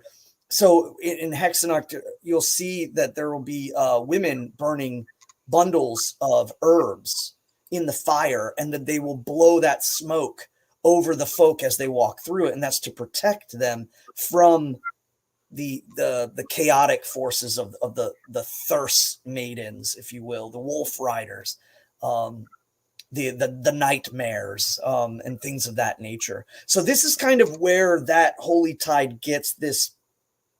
You can see the dichotomy, why it's kind of presented that way. And again, the flames are burning, if you will, but one is for protection, and the other, is she's just banking on the inevitability that this is going to bring so much turmoil that Otar is cursed despite. And then it ends, and it ends rather abruptly. It does say here that the manuscript repeats once again lines 3 and 4 from the stanza as the two lines, but it seems that the two lines have been to the effect that Freyja will burn the giantess alive. And it says, if swiftly thou dost not seek and hither bring the memory beer, she will burn the witch.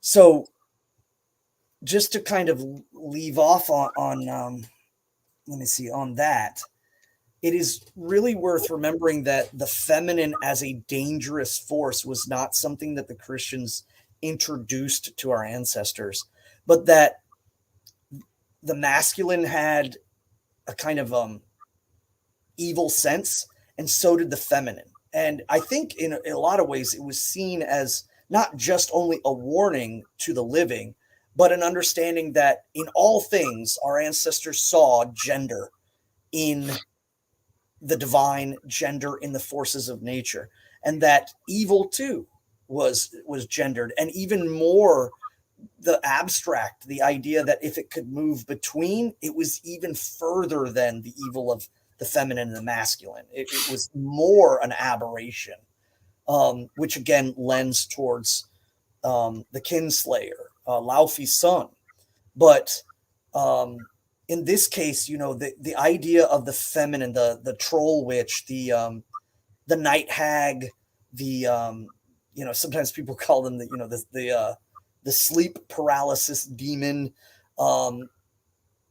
The very awareness of this long before Christianity was that this mockery of femininity, the anti-mother, which survives in so many of our fairy tales and so many of the tales of folklore of the witch that's trying to, in essence, corrupt the innocence and the femininity of women, or attacking and trying to drain the vitality of men.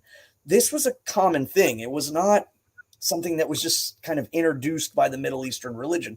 I think that they used that to compound and drive it home. But it was clearly there already that there is the feminine that nurtures. Very rarely were women of the sagas, spoken of illy or being ugly or being, anything less than mothers when they were elderly. They were seen as wise, or they knew much and remembered much and taught children, or they were mothers of great folk. There was very rarely the essence of like a hag, but the hag itself was seen as kind of a perversion of the true feminine form, and was always harrying against Lord Thor, and that he was fighting these feminine chaotic forces, or that Lord Odin had hidden himself and walked amongst them to learn their magics in order to understand how they cause so much havoc and destruction. And this is again polarized here. And so ultimately at the end of the poem, it's an understanding that the Holy Freyja understands and knows of these. She was most likely calling Hyndla her sister and her friend under false pretenses. not that she is connected, but that she does know and is connected to the overall sense of this, dynamic feminism moving in and out, ebbing and flowing, positive and negative, etc. But I think it's a big topic that people don't really realize how deep it goes until they start looking at things like Grilla amongst the Icelanders, or you see it with like local legends of the feminine, or in the Grimm's fairy tales with these kind of yes, they could be linked to being like spinsters and what have you, but no, they're clearly the anti-mother. They give the sweets to draw in the children, and but they would never have children of their own, or what have you. And this, of course, morphed over time. And then with Christianity, it came into, these women were, stealing babies, but that wasn't something that Christianity introduced. I think it just exacerbated the concept of it, and used it to its own advantage, and made it more not so much about forces of the universe, but literal people. But yeah, that's a topic of another time. Starting to soapbox.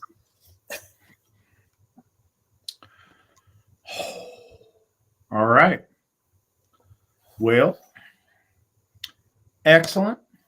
That was the Hyndluljóð. Appreciate that. I appreciate the reading of that, Svan, and all the extra detail. I think that helps a lot of our people draw into it a little bit better. Going back to our questions from earlier this evening, the Wolf Throne has a couple of them. Considering Asatru's lore is somewhat fragmented, what are some ways we can, quote, fill in the gaps without making stuff up when something in our lore is unclear? And then, so I think it's paired with the second part of the question. Can we write new lore if new truths are revealed to a qualified Gothi?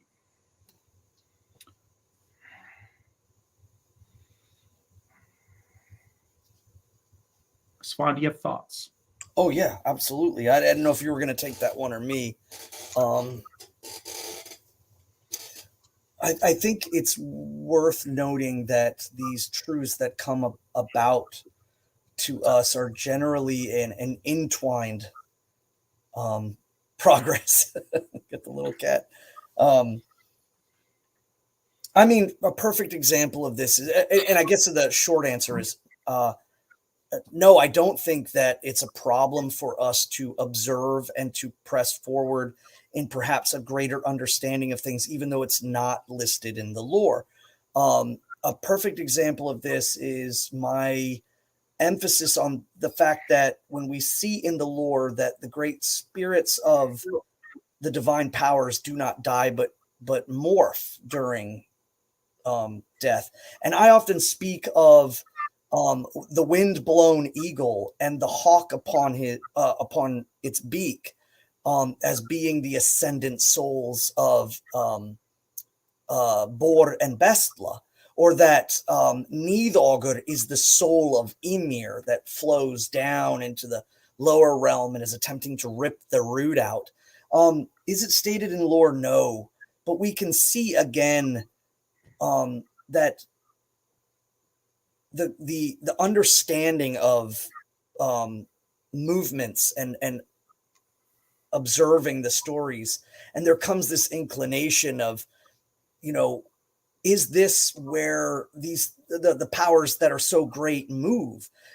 Is the heart of Ad Unla Ratatausk, and now we have this tripartite Anu that maintains the vertical the axis mundi of the universe, if you will.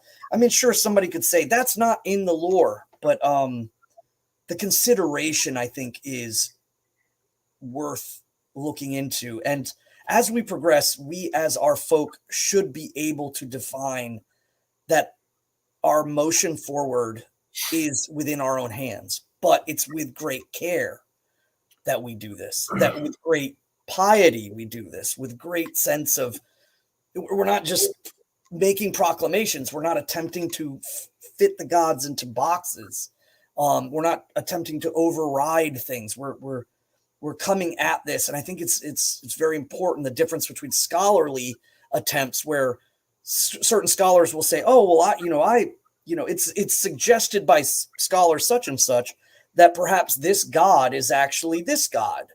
That is dangerous. Instead, what it is that we look at comparison and we attempt to link things, but we never quite, simply like make these proclamations willy-nilly, if you will. So I do think it has a place where we can bring this about. And I think Gothar are the ones to do it. Gothar are the ones that have these relationships. And I think that the folk, and especially those who have promised to become Gothar, are fully capable of bringing in this greater understanding.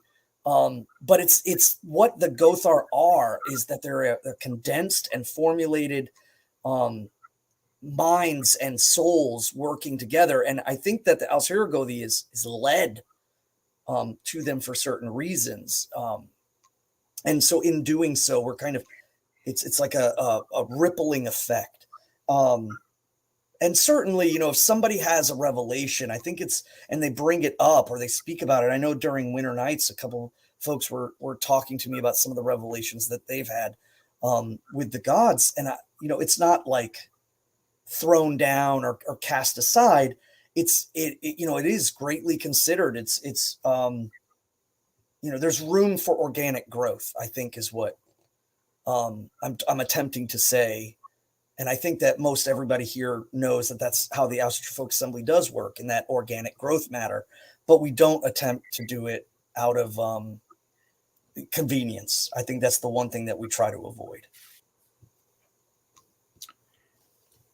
Yeah, so I think it's a really important question, and I think it's always a very uncomfortable question.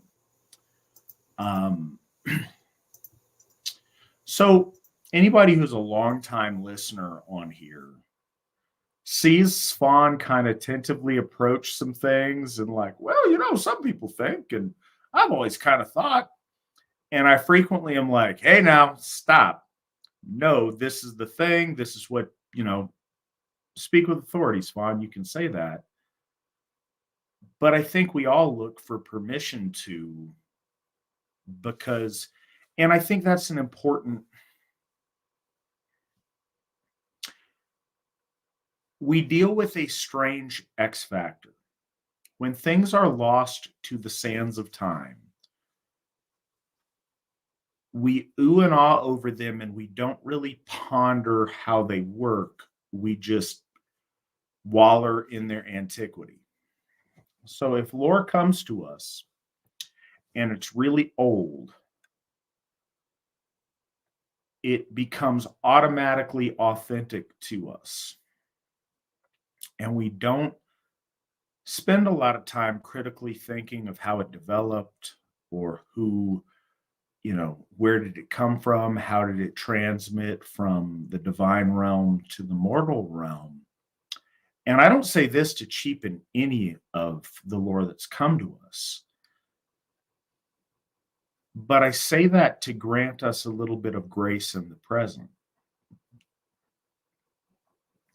In our mind, the old days were this glorious golden age where everyone spoke eloquently and was, having daily meetings with the Aesir and, had wings on their helmets and glittering golden armor. And we have this idealized view of the past. And perhaps someday folks will look at this time and, imagine us all in a more perfect and more, fantastical sense. And that'd be cool. But I don't think that the truth or the humanity of it ought to be lost. Our ancestors were men and women like ourselves that had that had problems, that had weaknesses in their lives, that had deficiencies, that had struggles, that had things. And they worked through them and they overcame. They weren't inborn with this perfect pipeline to divinity. No, they toiled to understand the world around them, to understand their gods, and to build relationships through bloat and through ritual, and through study and through worship over the period of their lives. And what we have is what has come down to us of their collected knowledge. And we have that sometimes expressed in, obscure poetry. We have pieces of that expressed by ancient historians or, ancient poets writing, heroic lays. For us to attempt to ape that by creating Viking age thematic poetry is LARP in the most silly sense of it. But for our Gothar, and it's important that you mention Gothar, this isn't something for scholars, this is something for priests. And if that sounds arrogant, fine, I'll own that. But that's due to years of devoting our lives to trying our very best to get this right. And it doesn't mean perfect, but it means sincerely devoted to the pursuit of perfection in it, at least when we speak for the gods. And so you can tell, and that's why I have to kind of bolster Svan's ability to do so, because he doesn't want to overspeak. He would never want to misrepresent our gods to the folk.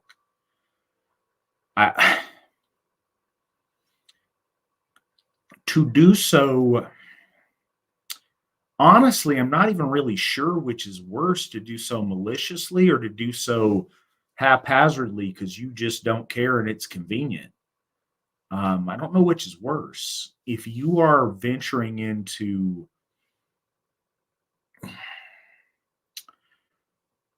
expressing a new truth or a connection of truths,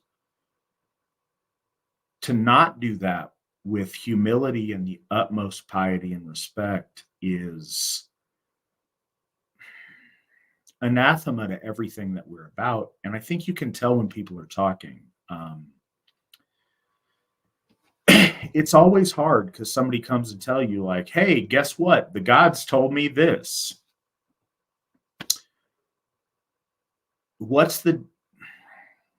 Ask yourself, and this is something the answer is probably different to all of us. What would make you believe someone if they told you they had a divine revelation? And I think that's often a challenge when people claim to have that. Now, of course, sitting where I sit, I would tell you that the Asatru Folk Assembly has cultivated the ability to perceive that and to judge that to, the best of our ability through decades of the gift cycle with our gods, decades of sincere study, meditation, prayer, and building relationships with the gods. But just on a real level, man to man, I always have a hard time. I wasn't born as the Altair Gothi. I was born as a guy who found this at like 20 years old, and was looking for who to believe and who to trust and what things to put stock in and what things not to.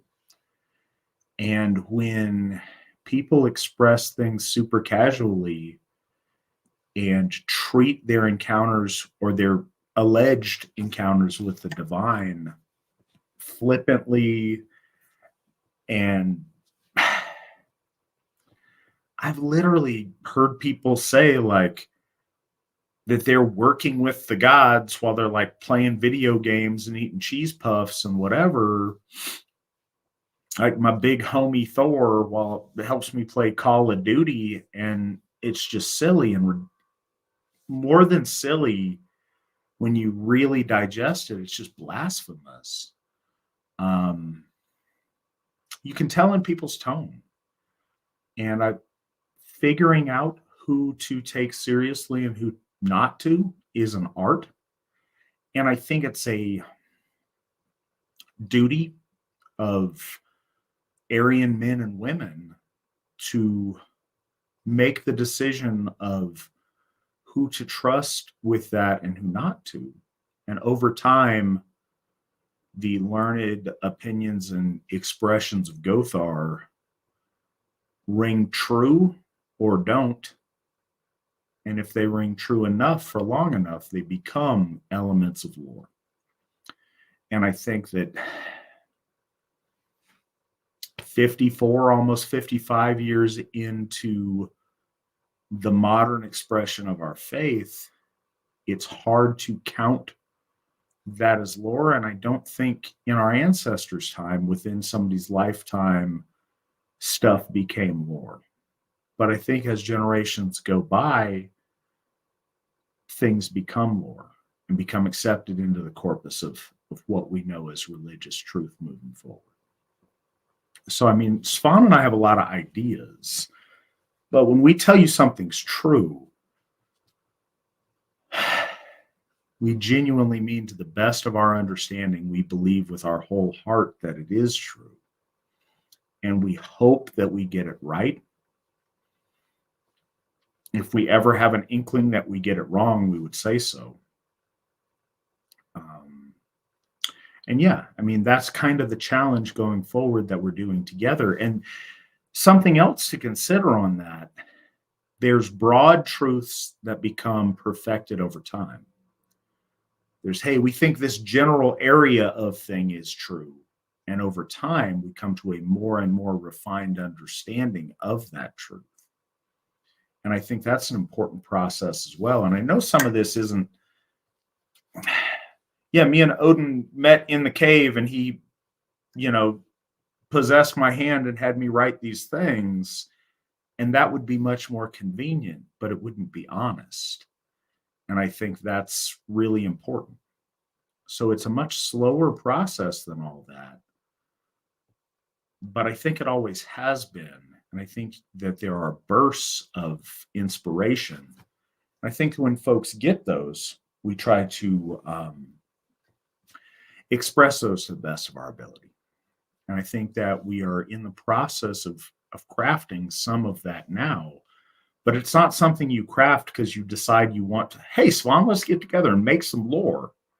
It doesn't work that way.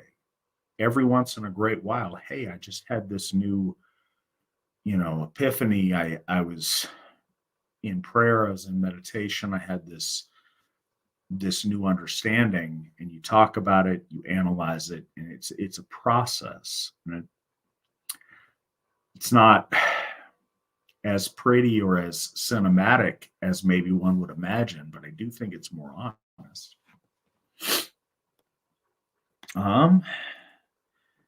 Gothy Daniel Young says, good evening, gentlemen. Witan Harold, can you update the folk on the current repair/construction happening at Thor's Hoff? You're muted, Svan. Sorry, we harvested some persimmons and I was munching on them because I hadn't had a chance to really eat any dinner. So I was trying not to make too much noise.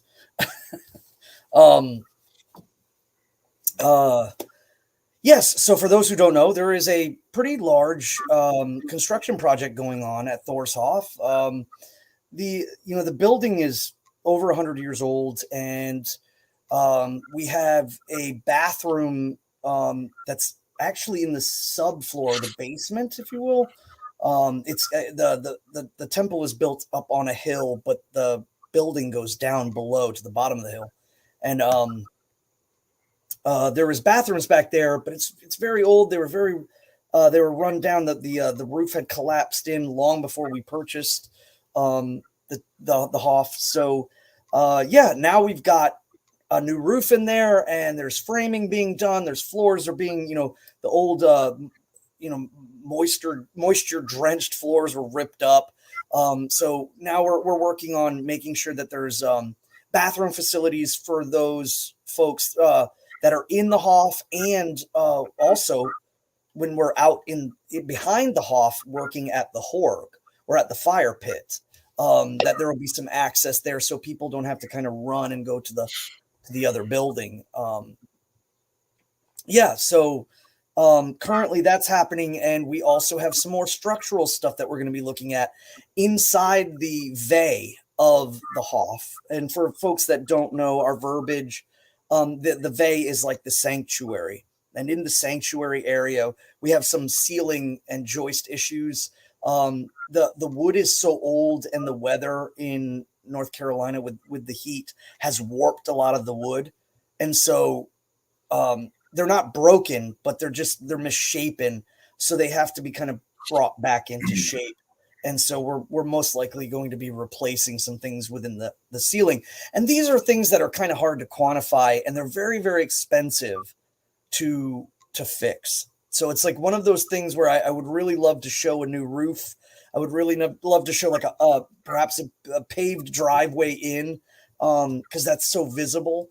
But these are internal issues that need to be fixed in order to gird and strength the body of the temple. So we're working on that, and we're going to move up into the Vey. And the reason why a lot of some of the paintings that I've been wanting to do and some of the window stuff I've wanted to do, I've been sitting on my hands because I have a feeling that they're going to have to take down parts of the ceiling, which, could make a big mess. And I don't want to get things really nice in there and then suddenly they'd be, covered in construction dust or debris. So we're waiting. And once we get past that, we can move on to building more funds for a roof and doing the siding.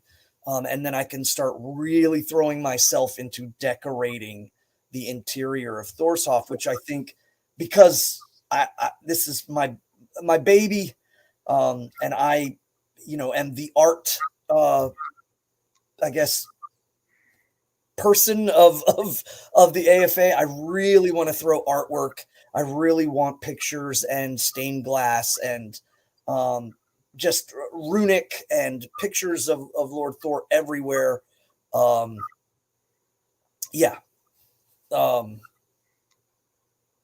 In general, like all over the temple.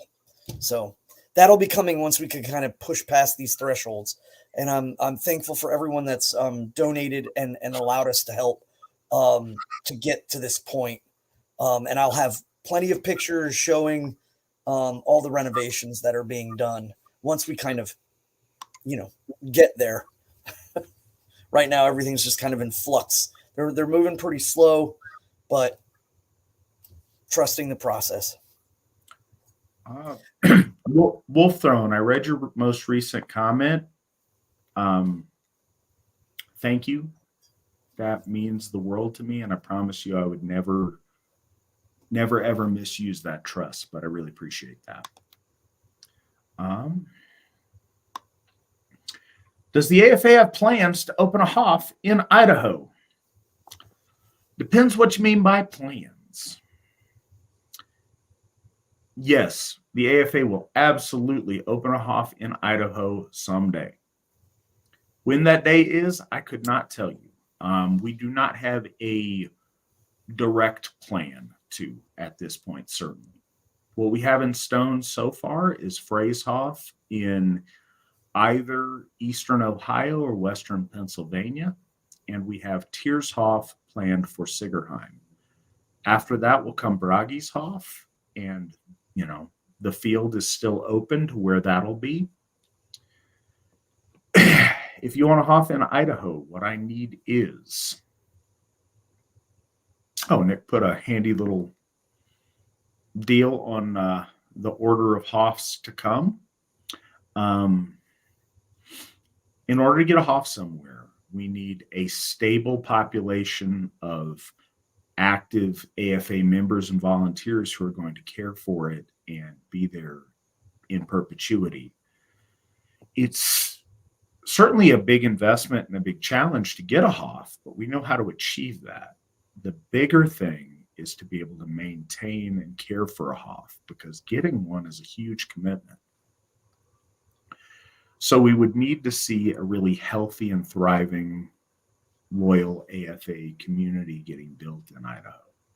We have some good people in Idaho, but we really need to see those numbers come up in the togetherness and the organization of our membership in Idaho to really get there in order for that to be a thing. Now, I would love strategically, we really, really need a Hoff in the Northwest.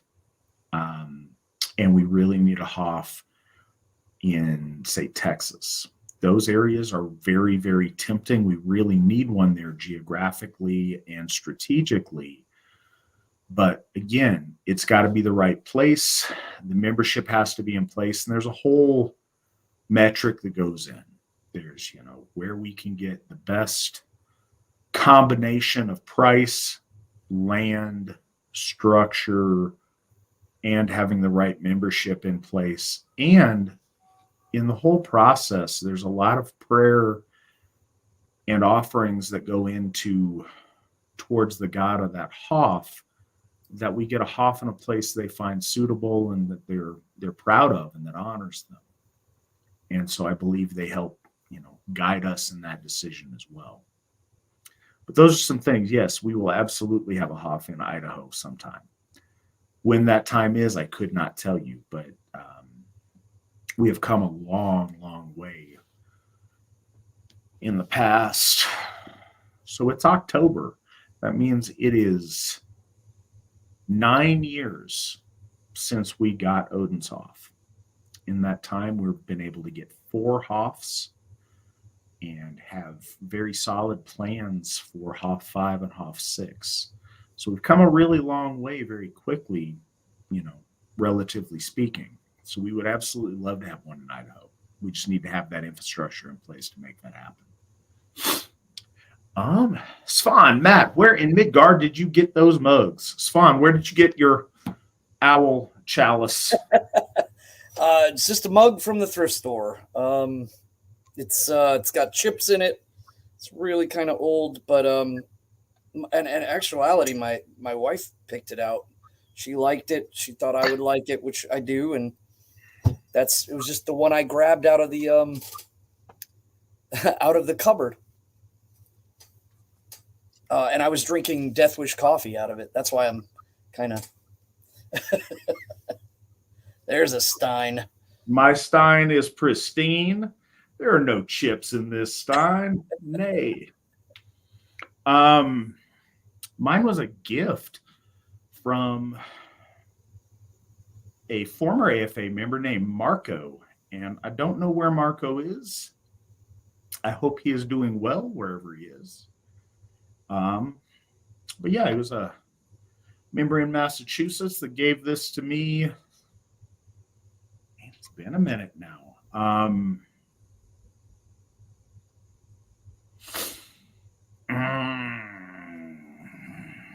Winter Nights 2017 sounds right. Winter Nights 2017 maybe.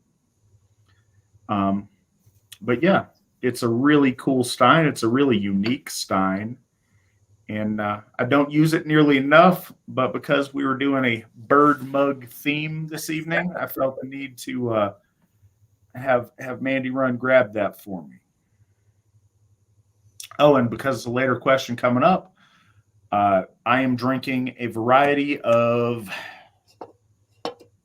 Firestone IPAs. I like to get the variety packs of beers at Costco because it entertains me to do so. So that's what I end up doing and trying stuff out. The different Firestone IPAs kind of all taste the same, but I think they're a solid beer, and I appreciate them. So that's what I got on that one. I like the dichotomy of the symbology of the eagle and the owl. I know, like, nature-wise, they actually are they're aggressive towards each other. Owls will raid eagle nests, and eagles will raid owls' nests. But I think too, the idea of like lords of the day and lords of the night. I just thought that was really cool. That it wasn't planned. I just grabbed this out of the cupboard, but it has as kind of a point, the eagle will be the Kinfilgia of Hoff, and also had a really cool, the times that I've seen owls in my life have been few and far between, but yesterday night, on the way home from some kind of pre-Halloween trunk or treat deal with Aubrey, we were driving home and it was dark, and this owl came down right in front of the car. We're going slow through the neighborhood, right? Neighborhood I live on is kind of in the outskirts of town, and so it's still, we get coyotes walking up and down the street late at night, and some wildness going on. And this owl, because you can see owls have this, I don't know how to describe it. If you've seen it, you probably know what I'm talking about. This strange almost hover when they go to land because their wings billow so much and are able to catch so much air. So this flash of feathers and stuff moved, and I'm like, oh, wow. And then I looked. It's an owl, and it sat on the side of the road for a second and turned its little owl head and did owl stuff. And it was crazy. It was the most, outside of the zoo, it was the most up close and personal interaction with an owl I've ever had in my life. And it stayed there for a second, and then, looked back because Mandy wanted to see it and she missed it, and Aubrey was excited, wanted to see it, and it, went about its business. But yeah, neither here nor there, but it was really cool. Did you see what kind of owl it was? I don't speak owl. My understanding of the different races of owl is not where it should be. It was not a horned owl. If you showed me different breeds of owl, I might could pick it out of an owl lineup. Well, one other question: did it have yellow or black eyes? Yellow eyes. Ooh, okay, yeah, short-eared owl. So did you just make that noise a random exclamation, or was that an owl interpretation? No, I was gonna. I was just saying, like, most likely, especially in that area, it could have also been a hawk owl. If it was near twilight, they have no plumage, horns on their head. So Nick's getting me the lineup here. Here we go. I know it's not Bubo virginianus because you said no plumage. Dude, to the bottom left from the furthest one to the bottom. What's that? A great snowy? It wasn't that, but it looked kind of similar to that guy.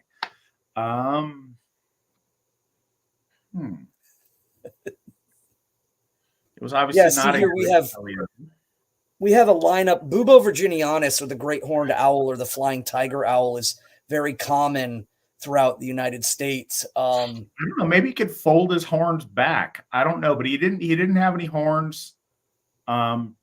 That guy looks like that's a burrowing owl. That looks like a baby version, maybe. Yep, they're a tiny owl that I saw.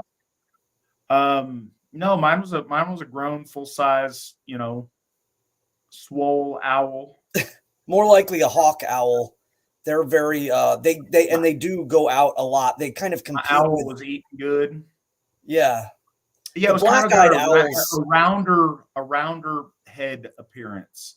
So this is cool. I don't know that guy sort of looks. Yeah, that guy looks close to it that Nick was just hovering over. But in all honesty, I don't know if our audience really cares for my journey down. What owl did I see? Next time I get him, I will ask him his name and his ancestry.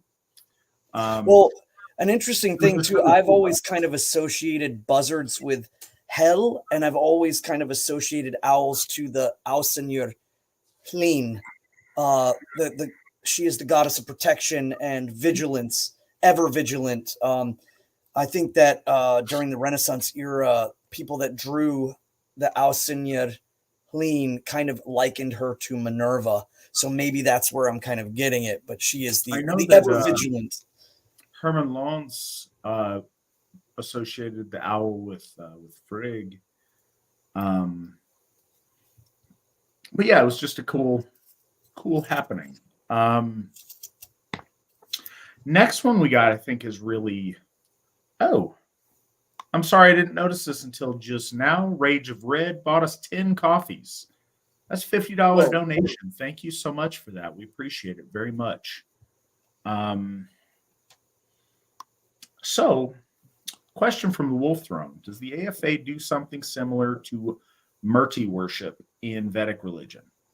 Not necessarily praying, but it's an idea of meditating upon sacred images of the gods and goddesses. For example, meditating upon an image of Asatru as a way to come to know Thor more intimately.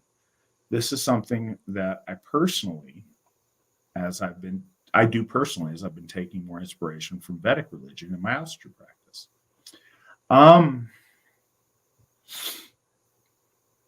So in a general sense, yes, I want to better understand if Murti has to be 3-dimensional or can be 2-dimensional. Because we absolutely pray in front of our images of the gods and spend time with that as a focal point and meditation. This was not a stage shot, but it's one of my favorite AFA pictures that Nick just put up. I was just taking a moment of prayer to Asatru in that picture, and somebody happened to capture it. I think it was after I did a Thor bloat in his Hoff. But yeah, every time I go to a Hoff, I go in front of the mural and I, give my obeisance and, greetings, and I say a prayer to the god of the Hoff.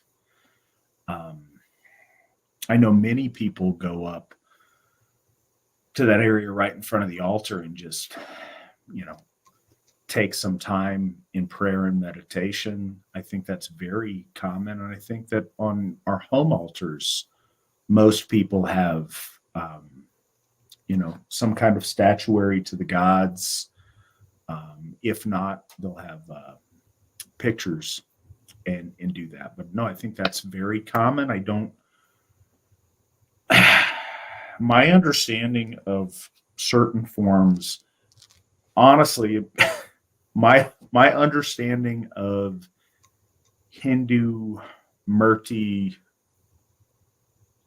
puja, Murti worship practices comes from what the Hare Krishnas do with their Murtis. And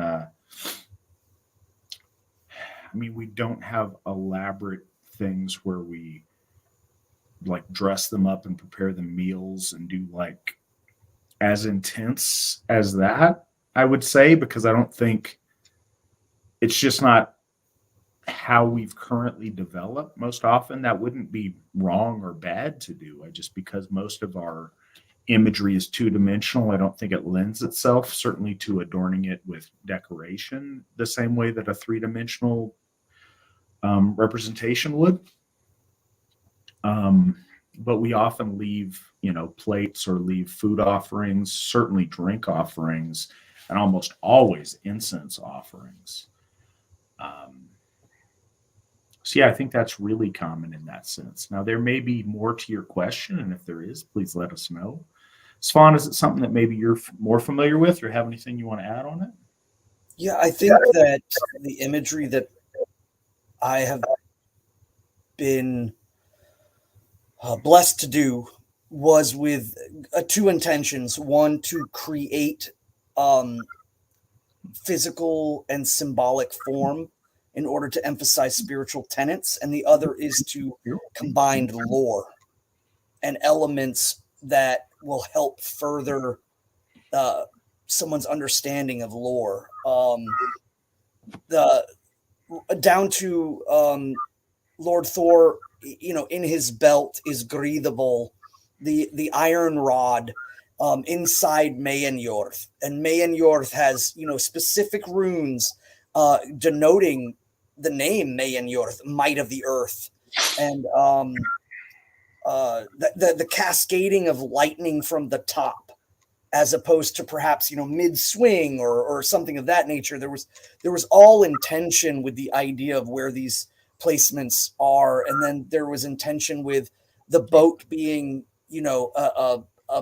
a foundation not anchored, not set. That this was a time in which even Holy Thor himself was not able to pull and stabilize his power, and that the positioning of the arms, the one arm up and the one arm lateral, because this is actually just a play on the Thurzaz rune. And I know I never really had a chance to tell people about it, but yeah, the reason why his arm is one is held high and the other is held straight out is because this is a thirst rune hidden in the imagery.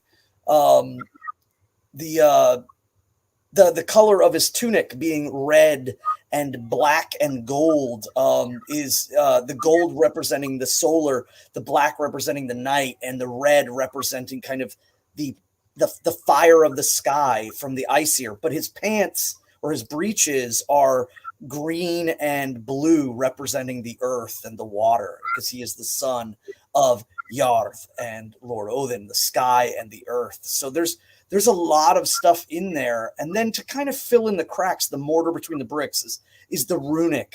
And the runic is just very simple. It's simply stating that Heimir is filled with fear, and Lord Thor is taking this moment to slay the foe of men, Jormungandr. Some people have asked me about the oddity of his positioning, but that's why. It's a Thurzaz.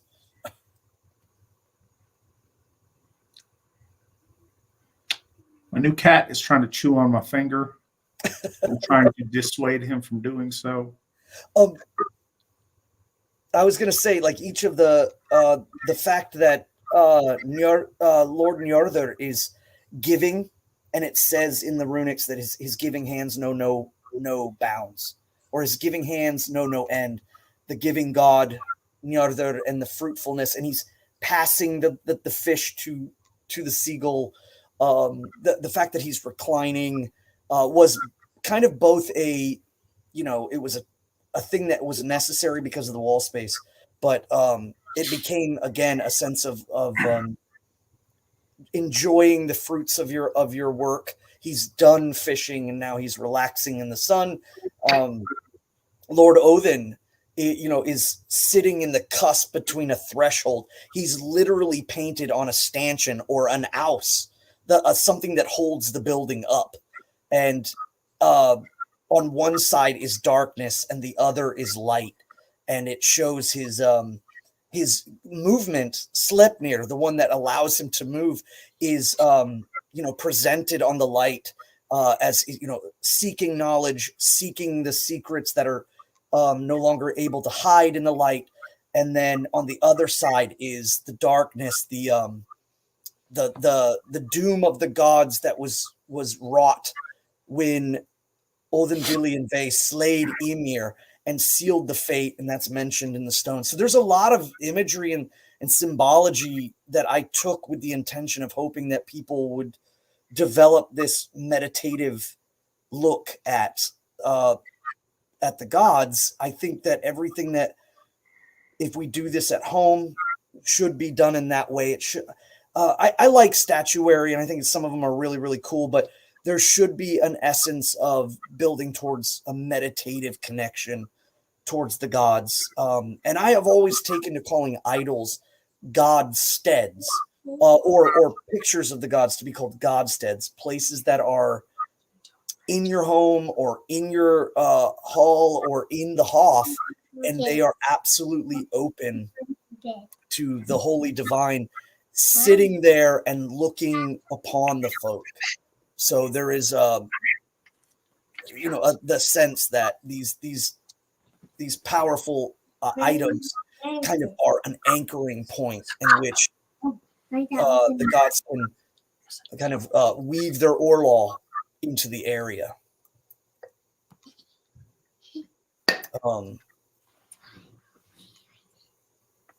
I think that as we go forward too, we're going to have a commonality of things. I know people are starting to see.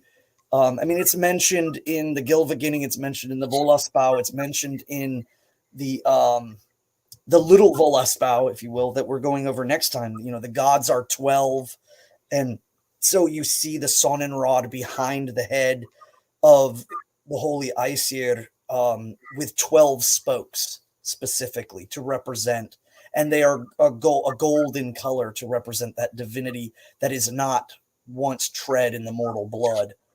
For that, you'll see it behind someone's head in red. These things are kind of things that were never, they were established organically, but haven't really been crossed, and we are crossing that imagery. And Asir Gode has said, generations to come, perhaps people will look back and go, oh, this time of artwork, these things were being emphasized. And Svan period. The Svan period. Yeah. Again, so when we see modern Asatru art, Svan's art is very distinctive. I think also Ron McVan's art is very distinctive.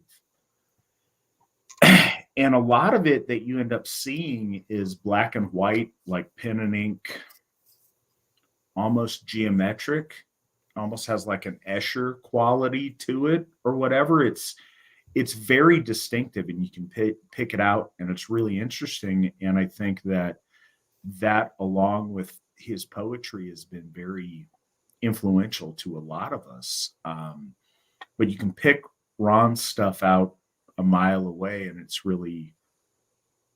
very distinctive in its purpose and what he does. There's some dragon head, I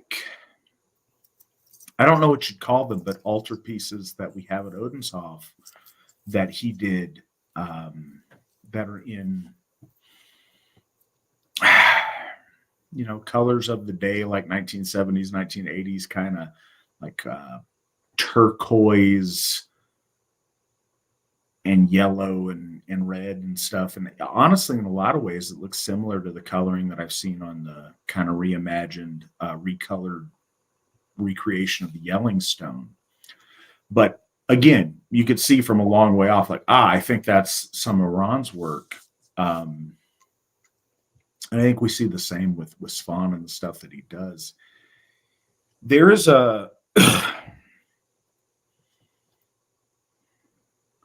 our gods, and I've seen this, inhabit and take ownership of Svan's art in a special way. There's something that when you're in the presence of that, there is another force in the room with you, and you can feel that. Something specifically with the Odin mural at Odenshof. Odin's eye follows you no matter where you are in the room. And you see that and know that to be true. When you walk into Thorshof, the mural of Thor is, pun intended, I guess, is striking. It literally, you have to take a minute. It's very powerful. So we're very fortunate to have that. So, hey, hush. I don't know, my kitten's fussing about something. Anyways, he'll figure it out. Next question. Matt from Wolf Throne also. Matt and Svan, would you say the Jotnar are the Asatru equivalent of the Asuras in Vedic religion? From what I understand, Asuras are demonic beings who oppose the gods. Svan, what do you say to that? And how familiar are you with that concept? I'm fairly familiar, but one thing that I keyed in on that isn't mentioned in the question is there's actually a title for the asuras that become Deva. And that is a key thing that really led me down the creation of the titling of Aust Venir. We spoke of the Aesir, we speak of the Aus, the 12 gods. We speak of the Ausinir, and then we speak of the Aust Venir, these primordial beings that are brought into an alignment with the gods. And I think that there is mention of that amongst the Asuras. So to consider them wholly demonic or antithetical to the gods, I don't think is the correct path. But I mean, I'm from an outside perspective immediately, like that could be placed with the Fomorians of the Celts or the Titans amongst the Greco-Roman. So I can understand the immediacy to do that. And in a lot of ways, it is that in broad spectrum. But the difference between the gods and the Jotuns is like they're not a different race. They are kind of entirely built upon the intention of the way that they manipulate cosmic matter or cosmic stuff. The gods bring to order. The Vanir are the embodiment of natural law. And the Aesir are the embodiment of cosmic order. And when they align, they become one. So cosmic order and natural law are unbreakable, like a ring. And then there are primordial beings who come into alignment with the Aesir and join in that. But there is still a large, corpus of the Jotnar who are built on their titling. I always kind of label as resistance. So we have natural law, we have cosmic order, and then in the east, that which flows into the middle from Jotunheim is resistance and dissipation. And natural law is built on life. Life is constantly flowing against resistance. And that kind of creates the engine of the middle world. And then, the Aesir on top of that drape on the foundational pillars of time, of law, of precepts that are outside of the cyclical time. So Jotnar in and of themselves generally are resistance. And there are certain things that when the Jotnar come into the dominion of the Aesir, that is a form of resistance that is shifting and relenting into order and coming into part. The Aust Venir, we talk about Jarth, the holy goddess of the earth. We talk about Grida, the dark side of the earth, the sister of her, if you will. She is the one who creates tension, the tectonic plates, the springs, the chasms of the earth, and the geysers and all things violent kind of are attested to her. She's the earth that isn't so giving or kind, and has helped Thor, gives him Gridavol. We talk about Rindur. Rindur is the Aust Venir of the ice and of the cold and the freezing rind of the cold. Skavi, again, of the mountains, the scathing one. She cuts into the skin or the flesh of the earth like a glacier, and the idea of her being that which is birthed from the mountains.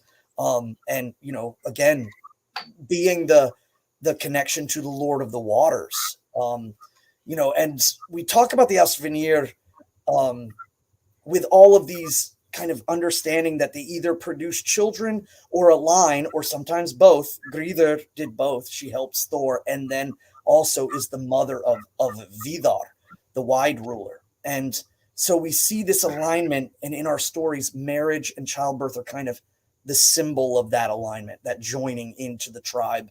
And again, Mimir is he is placed at at the receptacle of time. Time, the origination of time flows out of Earth's well, or it seeps down into the unknown, which eventually falls to the middle world. And everything that happens here in the middle world, because resistance is flowing in and dissipation is taking it out, all time and all of that which happens in the middle eventually funnels into Jotunheim, into the east. And there, Lord Odin placed Mimir's head in order to connect himself to the receptacle of all deeds. So now he can see the beginning and the end of time and of deed, of Orlaw. That's really, really important to understand that. And I guess the other thing is, the further back you go, the closer to Bergelmer. So Allgelmer is Ymir. Allgelmer is just another name for Ymir. Bergelmer is the son of Ymir, and he and his wife in the lore escape the deluge of blood, and they flow into the east. And then they are barred there by the holy gods as they build the range to keep them out of the material. They are from that kin.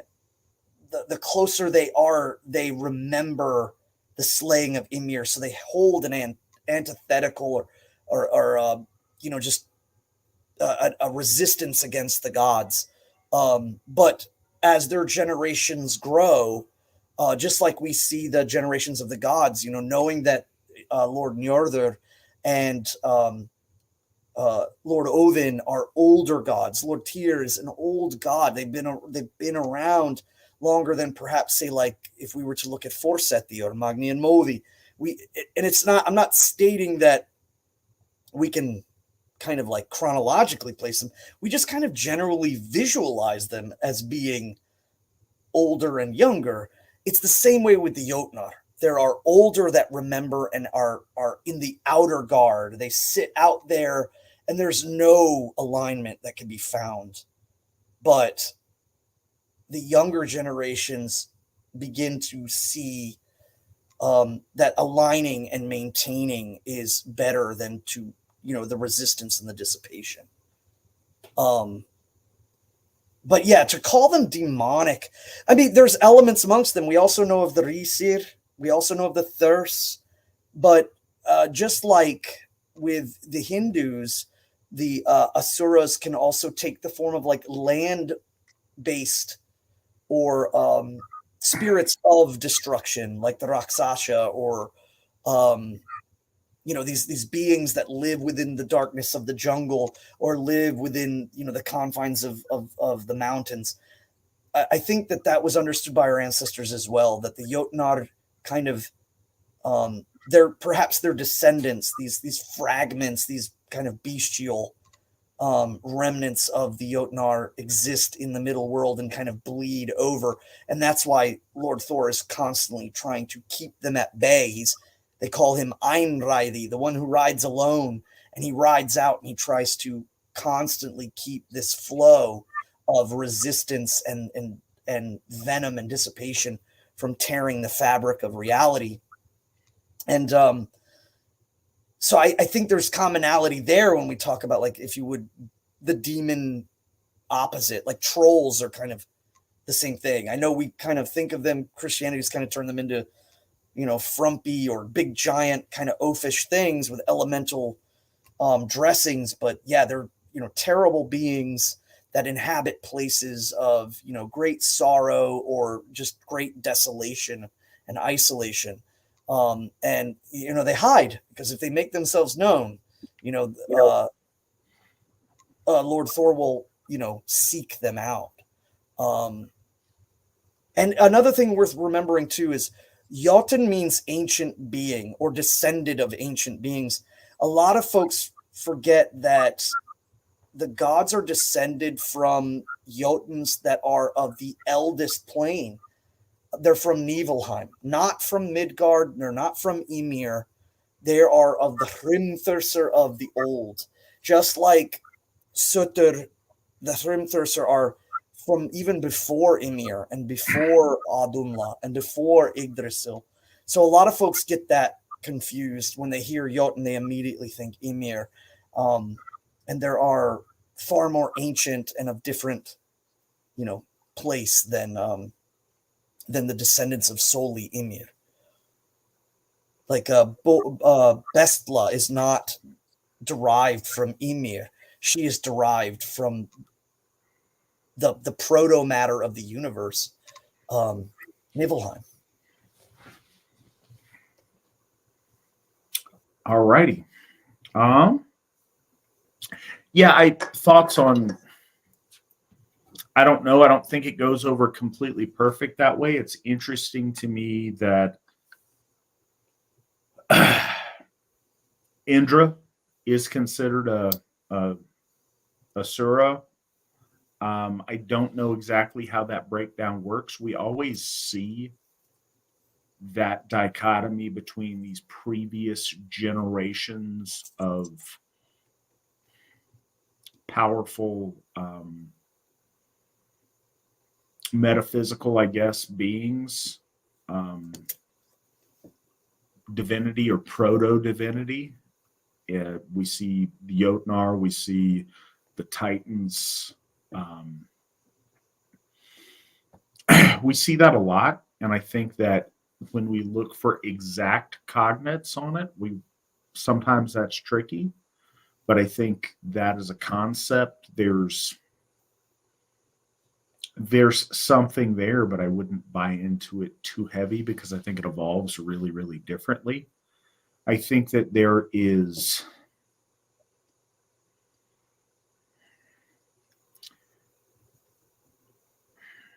okay, so this is a controversial statement, but I think that there's truth in it. When you look at what the closest, I don't know, modern or semi-modern equivalent is to the development of Asatru, I think a lot of people go with Hinduism. And I think in a lot of ways, medieval Catholicism is a lot more similar because it draws on European traditions and overlays it with Jesus, whereas Hinduism keeps ancestral conception of divinity, but then infuses all the admixture of Dravidian things to it over time, and it becomes very, very different because the folk don't practice that faith. Other people's folk practice that faith. And so I think it's really interesting, and I think there's lessons to be learned from both. But I don't really think that Hinduism it's tailored towards a very different folk, but using very ancient conceptions of our divinity. And you see that in very strange evolutions of their concepts. You don't see the same heroism, the same embracing of life. You see a very, very different life negating battle towards nothingness. You see a lot of stuff that's really, really different because, again, it's evolved to fit a different branch of humanity, a different folk and a different people. So I think I think that sometimes we try over hard to force that.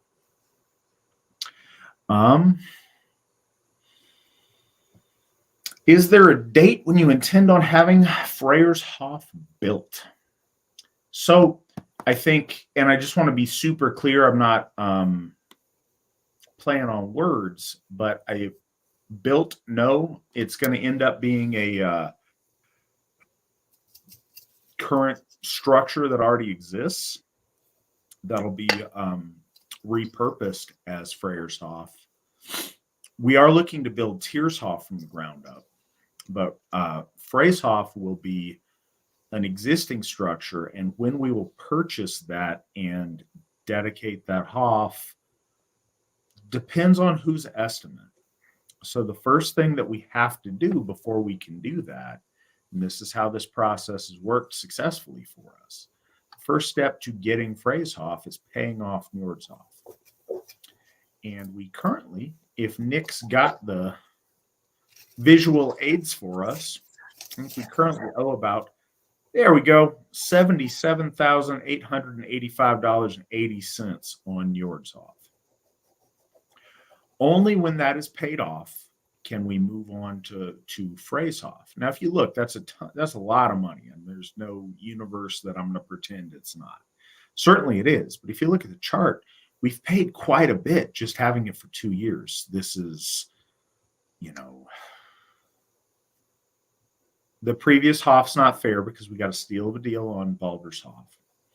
But this is by far the most expensive Hoff that we've ever had was Njord's Hoff, because Florida real estate is very expensive comparatively to some of the other things we've been able to do. And in the past 2 years, we've paid off, 68.3% of that, which is tremendous. So I would say we can be very seriously in the planning phases for Freyja within 2 years. If everyone were to jump in and donate, if every member of the AFA were to donate $102 today, Njord's Hoff would be paid off, and we would immediately move into coming with our planning for Freyja. But that said, we need to generate that and go ahead and pay off Njord's Hoff. We also need to raise our current income level by our monthly income needs to go up by 9.6% before we're in a spot to not to get Freyja, but to maintain Freyja. So we have a couple of things that we want to do to be responsible to make that happen. I think we can be in the chase for Freyja within 2 years. I'd love to see it sooner. If you guys want to, if you guys are able to, I would love to do it. I mean, I'd love to be doing that top of next year. But I think that that's going to take a very, very generous amount of donation. But yeah, as soon as we can go ahead and pay off Njord's Hoff, we'll get started on Freyja. I would love to see that within the next 2 years. I wanted to. Yeah, go ahead. So I noticed, and I just want to clarify it because it's verbiage that we are teaching and going through. I noticed that Wolf Throne said, he said the Aus Vanir in relation to the beloved ones. The word is actually Aust, Astvinir, and Aust means love. So if you were to say like the goddess of love in Old Norse, it would be Austgeir, and that would be the goddess of love. Or you could say like Austverk, which would mean like charity, as an example. So Astvinir means beloved ones. A lot of folks in other like groups have tried to say like troll wives or Jotun brides or other things, and I felt that was too divisive in the titling. So looking at things and trying to kind of find a better title that I think was more pious. So Astvinir is one word, but it's Astvinr, and it means the beloved ones, the ones who are brought into the fold of the gods. And the fact that it has the Aust beginning is definitely lent the reasoning for that translation. And it's spelled like this. I know this is terrible, just scribbling it out, but yeah, it's one word, Astvinir. Yeah, and it means the beloved ones, the ones who are brought into the fold or have borne Aesir children. Yeah, and so I think it has a lot of a more pious view of these elemental beings coming into. Yeah, and it was not, I just saw it and I was like, oh man, we got to clear this up just to make sure, because I don't want people to think like, oh, they're making some wild claims. So what does No, that mean? Love friends? Yeah, the yes, the Literally? beloved ones, the loving, the love friends. It's love and friends, right? Yeah, And I mean, but I mean, we talk about boyfriend and girlfriend. It doesn't. There are different types of friendship. Love friends, I think that's a fine translation of it. I was just, as some of you may know, I'm Swan and I both, and a number of us are really working on our understanding of Old Norse. And so it's kind of an ongoing process, and we kind of nerd out on some linguistics on here from time to time. It's so a note on that.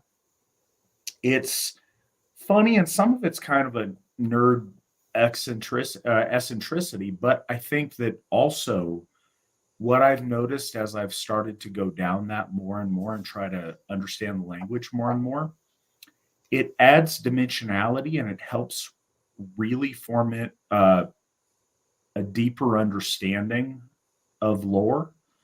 I've noticed it a lot when I try to trace back names, when I try to conceptualize the runes. So the rune name come to us in like Proto-Germanic. When you try to follow that lineally into, what would the Old Norse name for our runes be? You come into some very interesting crossroads where you can see why some of the rune poems don't make a lot of sense. Because there's times when you could go left or you could go right, and one makes all the sense in the world and carries on the continuity, and one goes a really different direction. So it's really informative the more that you're able to do it, and that's something we're working hard on. I did see Nick also brought up a point. The usage of the number 4. There is the Ausinjur, the Austvenir, and the Himmenverder. The 4 is a symbol of stability, so it kind of shows, in essence, the kind of 4 nomenclatured spaces in which we identify the gods. There are the 12 Aus. There are the 14 Ausinjur that are mentioned in the Gylfaginning. There are 10 Auskvenir, and there are 6 Heavenly Wardens. Now, is this in concrete? No, because we still discuss the regional, the Germanic goddess Holla and her place, or just, we're not stating these are the only gods. What we are stating is that this is the best way for someone coming into Asatru, and the AFA is saying, like, look, this is a great way for you to learn all of the divine beings that through the lore as a basis point. This is a really important thing that I want folks to internalize too.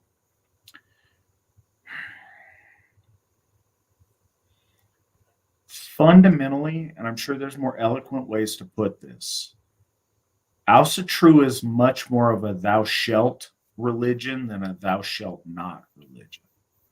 There's plenty of things that are bad that you shouldn't do. Let's not pretend that's not the case. But that's not how we express our approach to life. We talk about what we love, who we are, what we celebrate, who we worship. We don't start with all the things we don't like, all the things we don't worship, all the things we can't stand, all the things we hate. That's not, those things exist, and it would be dishonest to imply that doesn't exist, but that's not how we express ourselves. It's one of the reasons that we call ourselves Asatru as opposed to something else. We're not how other people define us as the other. We are us. Everybody else is other. And they're free to define themselves by their own terms. That's fine, and I respect that. But that's why we choose to define who we are, not as a reaction to something different, but as a positive expression of our folk soul, of our gods, of our ancestors, and of our will to power as people, as a being, as a folk. And it may, I don't know, it may seem like a word game, but it's not. It really affects how you think, how you conceptualize the world. So in the AFA, we're able to codify some very distinct things that you don't do. But more importantly, what we're focusing on is a growing list of things that you ought to do. So our list of gods and goddesses at this point in time is not complete or comprehensive or the only, but it's the, you should do this. Well, but what about this? We didn't say that. We said you should do this. Are you doing this? Okay, once you are, then we can talk about maybe what else you should do. But you should do this. You know, the 9 noble virtues. But what about this? This is a virtue too. Nobody said it wasn't. But we said these are good. Do you dispute that? Okay, cool. Let's do these. A lot of people project that in the world we live in today. People are very sensitive and they're very trigger happy unless you endorse their little thing. You must be adamantly opposed to it. And that's not the case. It's funny. I try to teach my 4-year-old this all the time. You know, she asks, I need to have one color that I like. I can't like multiple colors. I've got to have like one color. Like, is this your favorite color? You love red. You don't like. No, I can like a lot of different colors. There's a lot of things that, you know, I can enjoy a lot of different kinds of candy, a lot of different things. I'm sorry, those are the ones that have come up near Halloween when dealing with my daughter. I don't just love chocolate. I like sour candy too. I can get down with a lot of different kinds of candy. Let me tell you. No, but realistically,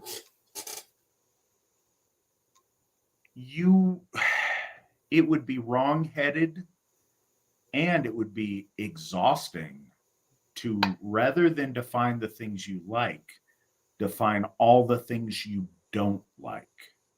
And that's not a religion. That's an absence of a religion. That's like your religion is the negative space of all of the positive things that you've cut out, and whatever's left over is what you believe in. And that's not our approach. That's not Asatru. We carve out for ourselves the things that we do celebrate and that we do engage in. And then we take the rest as it comes to us on whether it's beneficial or not. Nick Bell Music wants to know, a question for Svan. What do you think about the trinity of evolution of consciousness of simple consciousness, self-consciousness, and cosmic consciousness? I see that within the tripartite that is Lord Odin. So I 100% believe it. And short answer, you can kind of see it. There is the simple knowledge, or the knowledge that is the will. So that is of Lord Odin, that is Vili. So you said simple knowledge. What was the other knowledge? And then cosmic. There was simple self. But either way, you can see this in the names of the tripartite that is Lord Odin.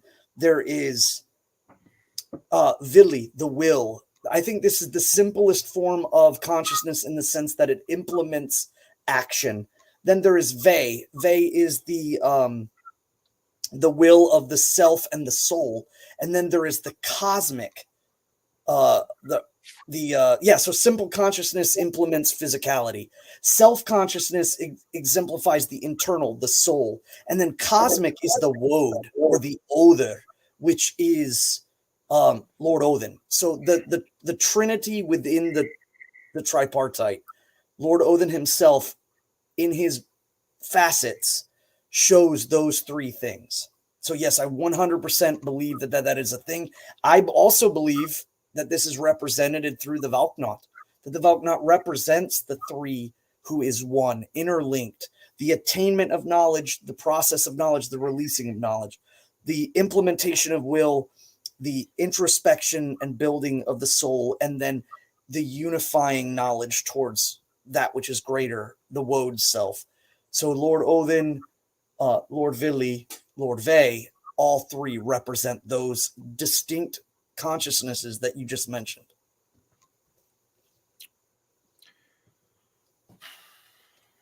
After the first 14, will we move on to the Ausvanir, such as Skyly's Hoff?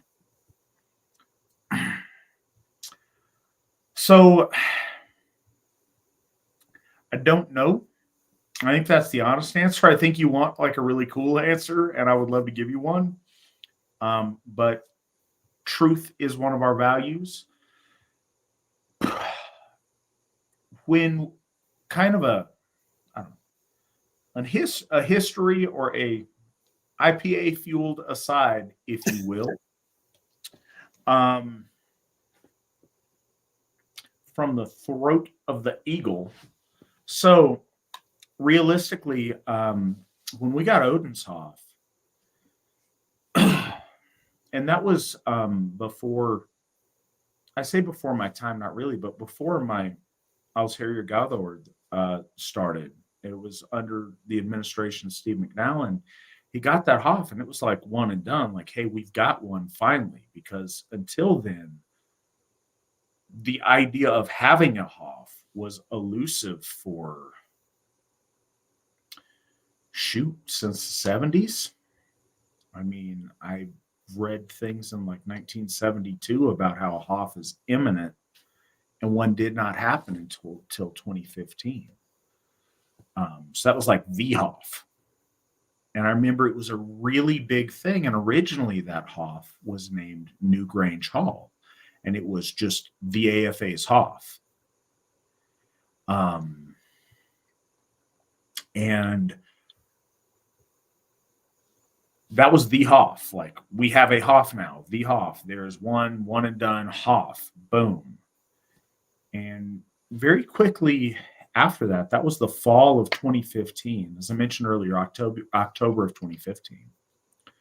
I became Alsherjar Gothi started in motion in around Ostara of 2016 and became official at midsummer of 2016. So less than a year in, and I can find the date when we officially dedicated the Hoff to Odin. And it was really important for me to do that because there were many more Hoffs to come. It wasn't like just one for the AFA. Our gods deserve their own Hoffs, and that was really important to establish. And something that an order of what Hoffs to do was something that we'd thought about for a long time, or at least I had. And a Gothi that was a mentor to me, a guy Brad Taylor Hicks, was a really good friend of mine for a time there, for a really important time in my life, and a very important mentor of mine. And he and I talked about this a lot on, how do we narrow it down? Everybody's got all these different ideas about what gods are which and this and that. And we really focused in on the Gylfaginning as being a comprehensive listing of the gods that our ancestors felt were appropriate for us to give worship to. And that gave birth to the order in which we were going to do these Hoffs. So the listing of the gods, as they're laid out in the Gylfaginning, is the order in which we are committed to doing that. And it takes a little bit of reading the text and reading into it, because it names a list of 14 gods, but it says 12 are beneficial for mankind to worship. 2 are not. And 2 are not. And the 2, if you read the text and you pay attention to that, it becomes clear, but it takes a little bit of, a little bit of study and a little bit of paying attention to the writing. But then it lists the Ausvanir. And whereas the gods, there's very obviously like Odin is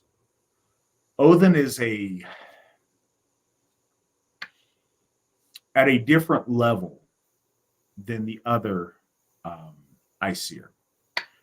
People have this multicultural, Odin's the All-Father. You know, Bonquisha is a daughter of the All-Father. No, it says in that text, he's called the All-Father because he's the father of all of the Aesir. All of the Aesir serve him as children to a father. So he is the king. He is in a paternal role over the Aesir. So there's clearly Odin in a primacy with the other Aesir, you know, serving him. And then when it talks of the Asyniur, it's very clear that that Mother Frigg and Lady Freyja are in an elevated position in relation to the other Asyniur that they mentioned.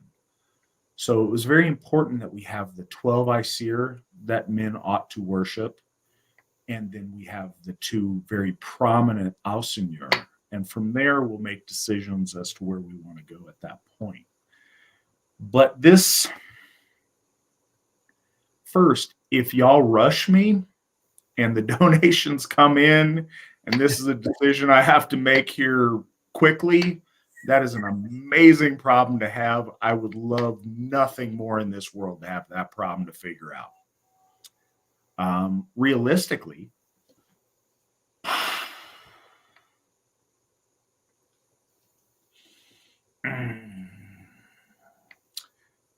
four Hoffs in 9 years. We have 10 more Hoffs on that list. So I would like to be able to tell you something sooner. Hit me back in 30 years and we will be ready to address that in a more definitive fashion. But I would love if you guys force my hand on that. But yeah, we have a little bit of time. We're going to accelerate. I want to get there way quicker than that. But realistically, we are a long ways out from that specifically. And all of this isn't so Matt can be intellectually lazy. It gives us time to trust in the gods to inspire us and to lead us in a direction. And it is something that I've come to the gods with before, asking for guidance on. So by the time that becomes closer to being what we need to consider, I hope and I literally pray that I will have some insight on exactly where we want to go from there. But I think we have a lot of learning to do between now and then. If ever I win the lottery, that gas pedal is going to be pushed. Let's do it. I wanted to say something because I noticed something in the side here with Hamavis saying, you know, I'm loving the word Asatru. And I do come off as kind of a nice guy, but I'm also quite a sneaky person, and I've got some eyes in some groups that are not with us. And I remember distinctly a conversation that was just happening on Facebook that I was just, of course, snooping in on certain people that are not us. You know, they're going back and forth about the usage of Norse pagan and heathen and Odinist, and they're going back and forth and they're at each other's throats. And they're saying they don't want to use the word Asatru because one, it's too liberal, or it's utilized by universalists, or they outright said it was utilized by us, which I found humorous. And I'm not going to say anything because I don't want to. I figure we're late enough into the stream right now that anybody that might catch wind of this isn't going to stick around this long. So I'm revealing the cards, if you will. I'm in a lot of these chat groups, just kind of lurking and just keeping an eye on the little things that people talk about. And I distinctly remember, I believe, Stefan Thorsman stating, we haven't, this is the reason why Asatru, which is funny that he used that word instead of heathenry or Norse paganism or whatever. He said Asatru has not moved forward at all because we're constantly bickering and fighting. Considering his past, I thought that was kind of ironic that he would say that, but I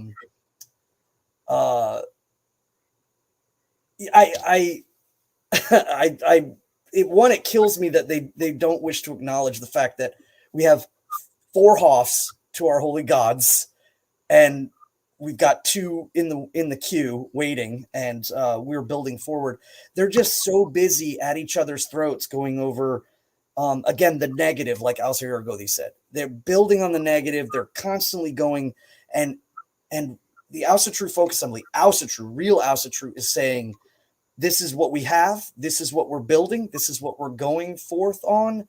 And so just watching these guys kind of just rip at each other for the tiniest and most ridiculous of things was disheartening to see. But at the same time, like, it just re-influenced that, you know, what we are doing is right. What we're doing is the positive we're building.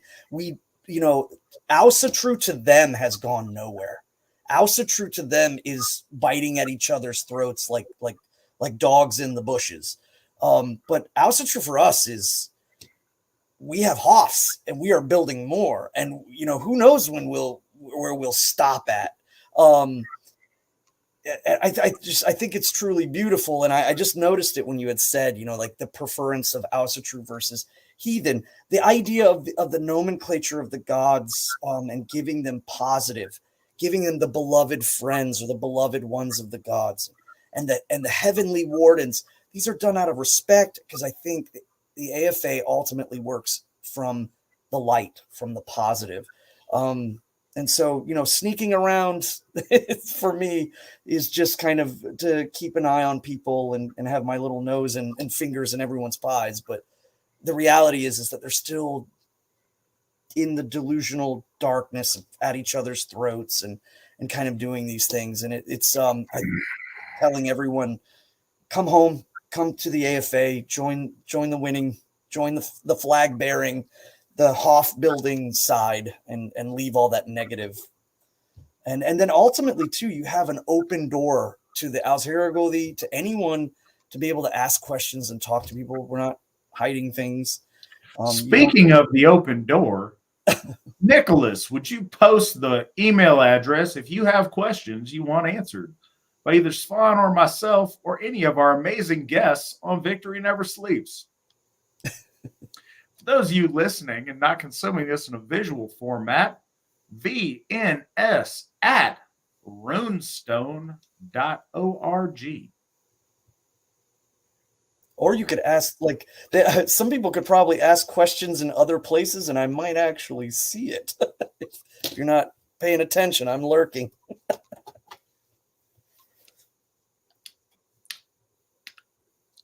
I'll refrain. So, yeah, just so everybody knows. Morris, I see your thing over in the side.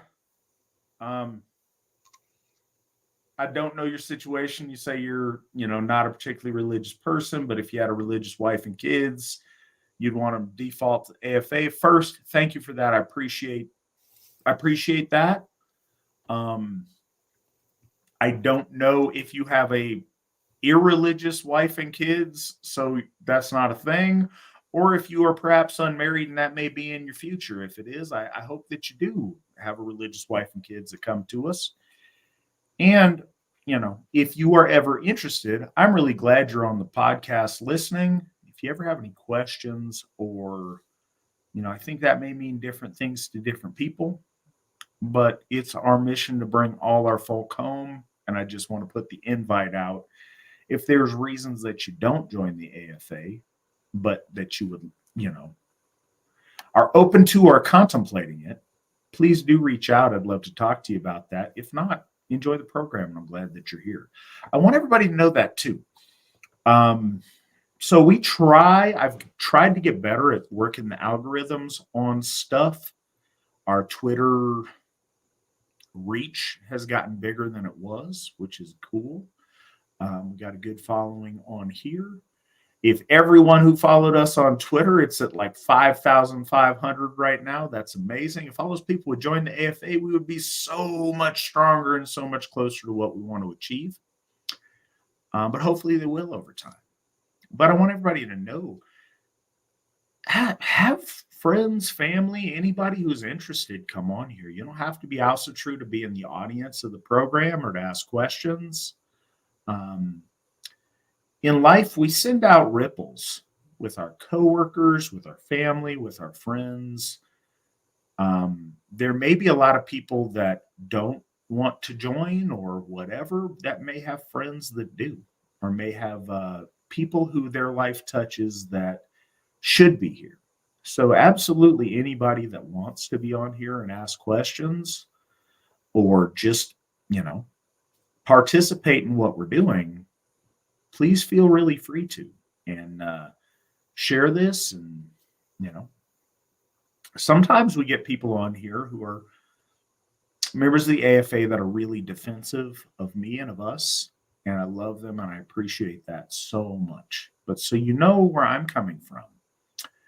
Even if you are adamantly opposed to stuff or you don't like things or you're, the enemy in some way, if you're on here and you ask a question and it's respectful and honest, I'm happy to answer your question. Truth is really important. Being transparent and having an open conversation about this stuff is very important. And we're happy to do that. As long as everybody's being respectful, people are welcome to consume this and kind of do what they like with it. So do keep that in mind.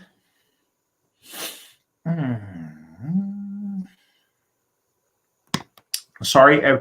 So this is any of you who are super duper long time listeners to this that were listening when I was doing a live thing once a month. Used to be before I had producer Nick and before I had a fancy setup with all this and it was just me trying to figure it out. There was all this dead air while I'm sitting there trying to read the side comments. I say that to say, forgive me if every now and again there's a little bit, because I do try to catch up over on the side to see where we're at. But if you ever wonder why there's awkward pauses, that's why. Does the AFA have a policy concerning cannabis use? I've tried edibles, and that was a mistake. No, the AFA has a policy of the AFA advocates that you keep it legal. Whatever you're doing, if it's legal where you're doing it. And so I'm not excusing other behavior. I'm saying as far as recreational consumption of substances, we don't. Our policy with all of the things is to be responsible and be noble in what you do. And if your consumption of substances makes you a burden upon your family, your friends, your community, or it leads you to destructive lifestyle, then don't do that. If you can master the load and you use substances that are medicinal to you or help you experience things differently, and that it's legal where you're doing it, then that's, betwixt you and your conscience and the gods. But in all things, what's really important is your ability to be a master of self. There's times where you let go around your friends and people who are close to you, and I get that.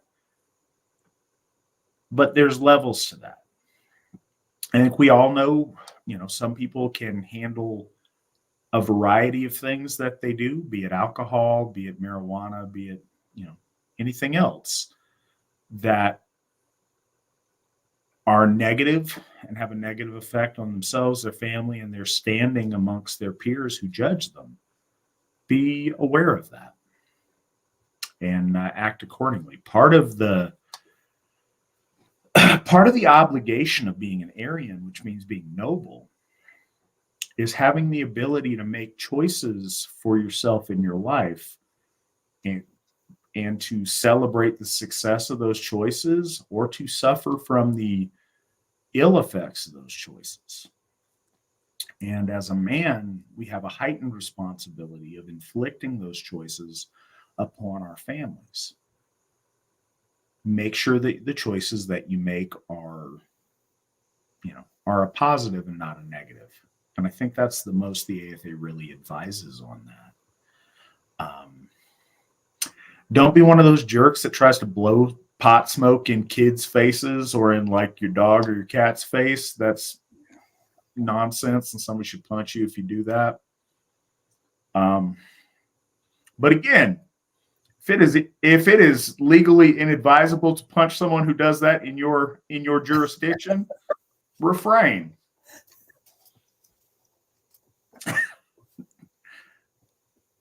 That is your PSA to keep it between the lines. Question for Svan. Apologies and we've got a couple of new people or people in here who don't ask questions before. That's awesome, and we love seeing that. Apologies if I've asked you this before. What would your take on the Trinity 0 = 1 = infinity? What does your mind do when you see that equation? 0 = 1 = infinity in relation to the tripartite or the Trinity? Or what does your mind do when you see that equation, Svan? Well, immediately, to me, it speaks of the functionality of Lord Odin. You can see in our lore that the value of 0 is unquantifiable. So Lord Odin is a tripartite within himself, or a trinity within himself, and that formulation in the individual, which is 1, Lord Odin, gives him access to the dynamic, to the infinity, to the kind of like makes barriers limitless, but the value of 0 is unquantifiable. So it's almost like the condensing of infinity into infinity through singularity. I've thought about this a lot in the idea. That's the only thing I'm thinking about with the equation. I'm not really good at math if you're looking for a mathematical answer, but to me, 0 represents undefined but limitless value, potential value, and 1, of course, just is the formulation of, and so having potential or unlimited potential in form being condensed into singularity gives the ability for the dynamic Lord Odin to move through thresholds, to gain value of answer wherever he goes. That's kind of like what makes him dynamic versus a catalytic form with the striker, or versus the stasis form of Lord Tyr. It's that 0. I think that the singularity of 1 is formed when Lord Odin hung himself on Yggdrasil.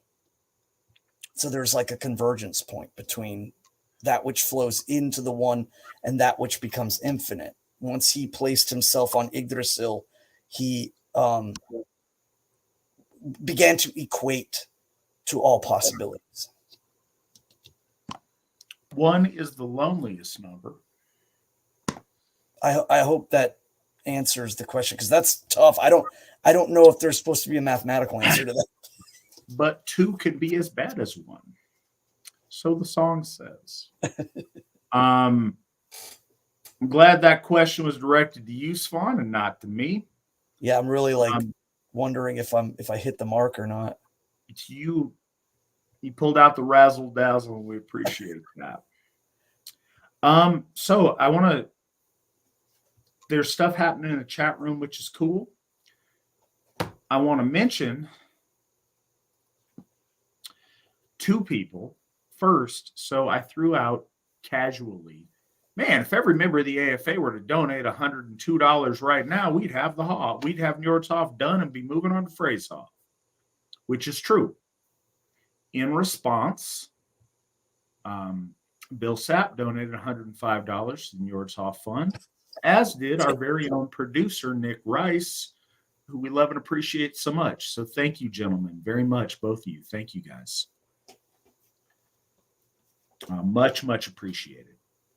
I can't be outdone. I got to do this. I need to save. Cool. Ain't nobody going to stop you. I mean, Catherine might stop. I'm not going to stop you.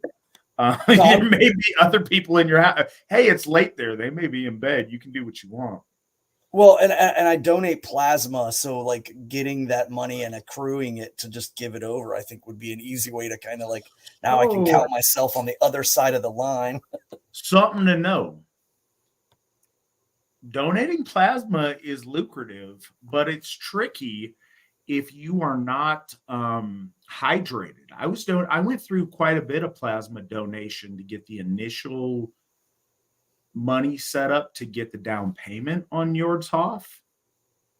And one of the cool things about that is he was known as the blood priest in the Gesta Danorum, I think. But so I thought that was a cool thing when we were making the drive to initially get the down payment from Jord's Hoff. But I kept coming in and I wasn't like meeting their metric for hydration. So that's tricky. But donating plasma there's money in that. Anyways, I see over on the side, and I get to this before a couple of questions. We do have questions here. Which Hoff region would be representing the area of Southern Ontario? That would be Thor's Hoff, and it will be eventually in what will become Frey's Hoff. But right now, that is in the Thor's Hoff, what internally we would consider the Thor's Hoff North District.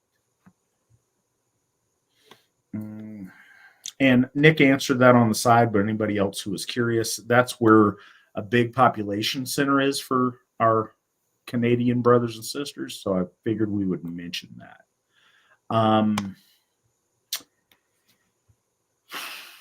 Is there from Morris Taylor again, appreciate your questions tonight. Is there an advantage to moving to Europe?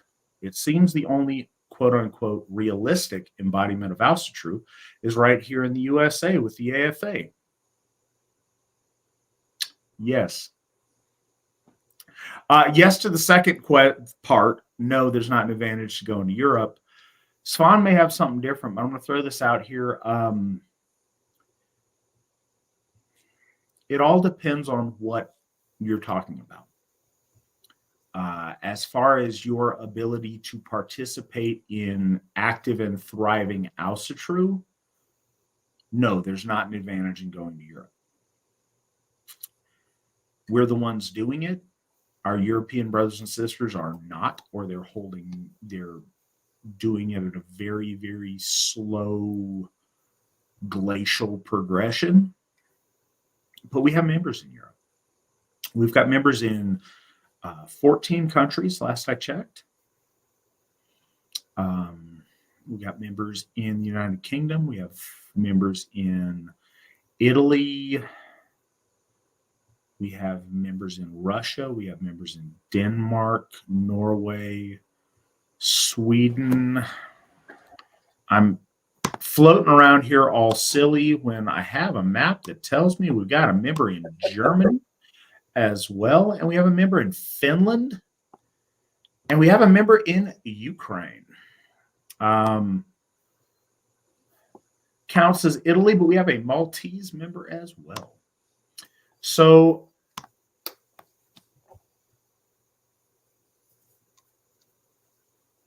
do what you need to do. There's a lot of cool things about moving to Europe, depending on what that means. Europe's a big place. There's a lot of compared to the United States, it's not a big place, but it's a lot of different things going on there. I think there's a lot of opportunity in Southern Europe and in Eastern Europe for a lot of things. I think we see a lot of negative things in Western Europe lately, but there's amazing history throughout Europe that's fantastic. And if you're dedicated to the gods and you want to go to Europe, go there and go hard. Bring this there. Go over there and folk build for us, and let's make something happen. We've got a folk builder in northern Sweden right now, an amazing gentleman, Eric Lugnet, and he wants to do good things over there. We've got some great members in Europe. It's a harder row to hoe over there if that's what you want to do. But if you want to go over there and build what we're doing, we would love to work with you and making that happen. If your goal is you're sitting somewhere in the United States and you want to make Asatru happen, got a lot of good options for you. Not United States is a place it's happening. We have seen really beautiful things in the modern reforging of Asatru. Most of that's taken hold and been successful has been in the United States. But there's been, early on tremendous efforts made in England, in Iceland, in Australia. We've got good people in Denmark and Sweden. Like I said, there's options. But if you're looking where the most and best Asatru opportunity is right now, it's in Brownsville, California. It's in Linden, North Carolina. It's in Murdoch, Minnesota. It's in White Springs, Florida. And it's in Whitleyville, Tennessee. That's where Asatru is happening the most vibrant right now. But yeah, there's that. Svan, as one born in Europa, what say you? Yeah, the advantage is historical. If you can manage to get like just a couple of folks together to hold stuff in Iceland, at your back door is runic museums. You can go to Gullafoss. You can go to Helgafell and to where the Althing was held. In Sweden, you can go to Bronze Age, you can go to Iron Age and the Norse, the later Viking Age sites. I mean, you have all of these places you can go. But the big thing is that you don't really have to just focus on that. They're in your backyard, and I think it would be great for members in Europe to get together and share that and bring it over, because I think there is a great adoration that the Anglosphere, Canada and the US have towards that history that they don't have in their backyard. But at the same time, with that lack of history in the soil around us, we have compensated with vigor and with gumption here on the other side of the water. And so it's something as simple as 2 to 3 people getting together and holding a bloat or meeting and doing like a hike moot.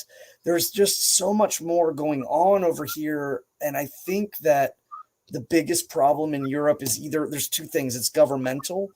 I just saw Hama Wiz talk about how certain symbols are outlawed in Germany, or like the backlash of things that came from England when 4 guys were trying to hold a moot.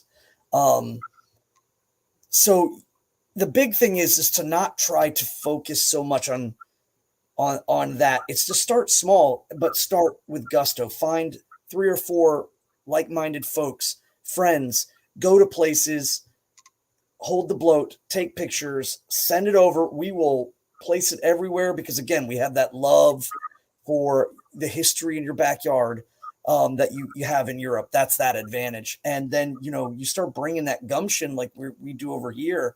You're instantly, I think it will have a sweeter tinge. I think in Europe, a lot of folks over there that try to think that we're somehow cosplaying their unique Norwegian or Swedish or those guys aren't Vikings. They totally fall flat on understanding the pan-European, the pan-Germanic of our religion. But yeah, if you're over there and you can incorporate history while also just getting out and doing stuff, you are going to become a hit amongst the AFA. We're going to very much support you and get you to try to do more. It is about lighting those fires and getting your people home. It is about getting together and honoring the gods. And maybe too, if you're bringing too much of the political into it, maybe you need to leave that and really focus on the spiritual essence of what we're doing. The point of this is to bring our people's souls home and to celebrate the history that you have in your backyard if you're living in Europe. I think that people feel that we're doing something nefarious. You're not doing anything nefarious. You're expressing the true soul of your people. You're allowed to do that. You're not, focus on the positive, like we've said before, on what you can build, on how you can build those relationships, and how you can incorporate a lot of that stuff in your own backyard to show and to encourage people to do it as well. And I think that would make, that's the advantage. It would skyrocket you over here in the States. I think we would very much like to, we just feel that kind of joy when our fellow folks over in Europe start getting stuff done. Yeah. There's any place you find yourself is a good place to be Asatru. There's a lot of opportunity in front of you. It's much easier row to hoe and a lot more going on currently here in the United States. But you can be that change and make it happen wherever you find yourself. We have a gentleman over in the chat room joining us from Norway. Welcome. Appreciate you. Glad that you're here. Okay. Got another question just popped up. I was going to wrap up, but no, we've got one more. Svan. Third and final question about Trinities. We have another one coming too. What is your take on the Trinity? Creation, sustentation, destruction. Thank you. Okay, I love it. I love talking about the tripartite or yes, you do. Trinity. I beat this drum quite often. So whoever is Nice Bell, thank you so much for asking. There are people drinking right now. Yeah.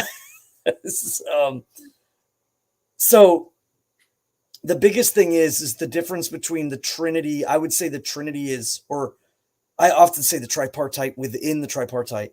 When we talk about consciousness, and the Lord of consciousness, who is Lord Odin. But when you talk about something like this, where we talk about creation and sustaining and destruction, now we move into the greater tripartite, and we would be speaking really of dynamicism, catalysm, in the order that you put it, dynamicism, stasis, and catalysm. So when we speak of creation, we talk about dynamicism, the ability for he who is of infinite possibilities, Lord Odin, who brings together by pulling from all realms and all things in order to create. When we talk about sustaining, though, we talk about stasis. And again, these are thrones. The gods can move in and out of these thrones. Lord Odin can be a sustainer just as much as he can be a catalyst, just as much as he is the Lord of dynamicism. It just kind of reflects more in our culture as to which one might be more important. You see amongst the Slavs that sustaining is more important. So therefore, Svarog is kind of in the top of their tripartite. And it might be different amongst the Celts or the Gauls with Tyrannus and Teratatus and Essus. So these thrones where our holy gods take place can change, but you can see them in the Pan-Aryan and the Pan-Germanic. They're always there. So Lord Odin, the creator, and I would say, the sustainer, the one who keeps the axis, the Lord that is the North Star, that maintains the focal point, that keeps the centering of the gods and earth from being ripped asunder by chaos, is Lord Tyr. And then the catalyst, the one who destroys barriers, is Lord Thor or Thunor. And we see this in the weeks with Tuesday, Wednesday, Thursday. We see this in Uppsala when they say, with the furious one and with the thunder and with the fruitful one. The tripartite is like they're thrones that are holy gods kind of, we see them flowing based on our cultural needs. So I do believe that all three of those things are always present in every Aryan religion, and our holy gods fulfill those positions. And I think specifically in the Germanic that the sustaining is is the vigilance of Lord Tyr. The catalysmic or striking or breaking of barriers, the destruction is Lord Thor, and the creation is Lord Odin. But that's just my take on it. And again, I think that it's fluid, and I don't think that the gods are bound by these. They're just we see them this way in many cases, and perhaps they can move, or we call upon them in different ways. I hope that helps or answers the question. All right. Final question of the night. Is it possible that another difficulty of growing in Europe is that Americans are a blend of many European nations, but they are still separate across the pond? I don't. No. Not really. They Icelanders are Norwegians. They will pretend that. The biggest problem, and I really mean this, problem is Europeans. The problem is the people that we run into from Europe are super arrogant about their birthright to stuff because they've got old stones in their backyard. How come those stones haven't been tended to in 1,000 years? Yeah, they may have stuff and they have a lot of really amazing historical things, but they often take those things for granted and don't build upon them and do things with them. In Europe, and we've got, this isn't a blanket statement about everyone in Europe, but it's something that's this common thing in modern Asatru when it comes to Europeans, is this arrogance that because they exist where ancestors once practiced our faith, that they somehow have a entitlement to it that they don't need to continuously work for. And they have well, we'll wait and things will come in their time and we'll just sit and wait until things happen. No, we're out here making things happen. We would love our European brothers and sisters to help us make things happen. But they move at a glacial pace based on a arrogance of them happening to reside over the top of the ruins of ancient Asatru. And that's been something that's held us back. Anyone who's honest knows that the worship of our gods goes back to the commonality of our race. You can trace the migration of our people. You can trace where we were, where we came to. Svan mentioned that, Icelanders didn't spring forth from the volcanoes of Iceland. They're Norwegians, or maybe some Irish slaves, or monks that in some Celtic slaves that wound up in Iceland.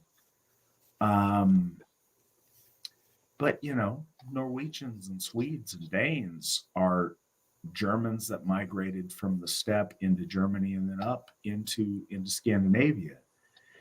Englishmen are a mix of Celts and of Anglo-Saxons that moved from the continent to Britain.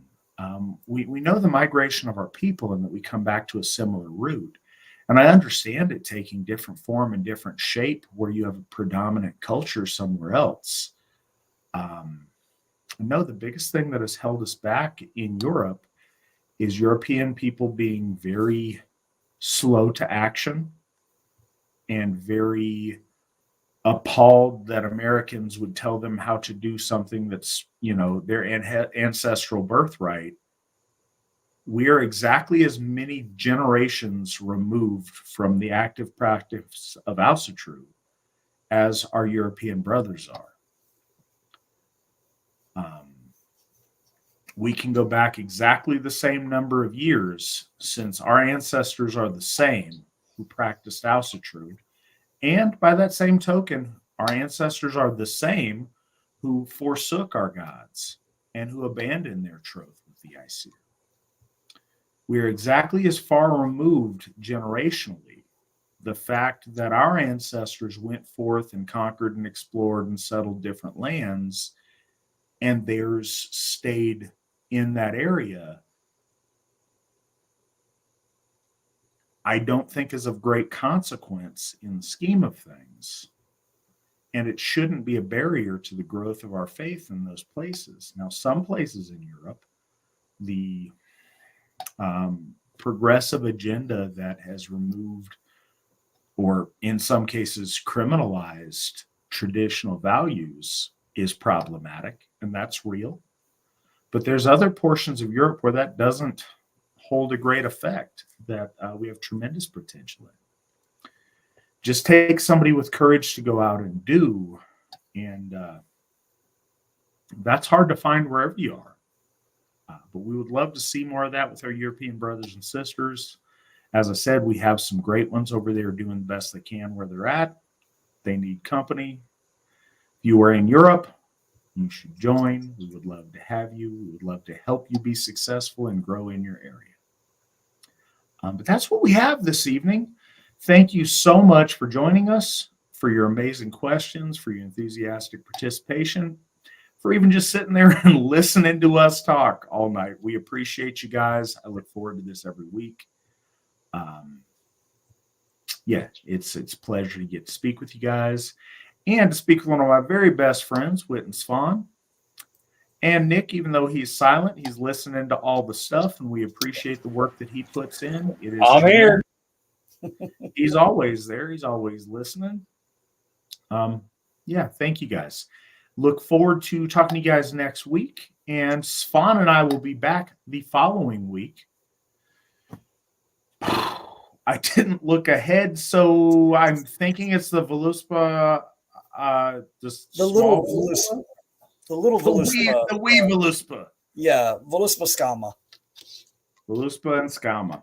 The one that was in the middle of this poem when it was written down. So we will be really back short with that in 2 weeks.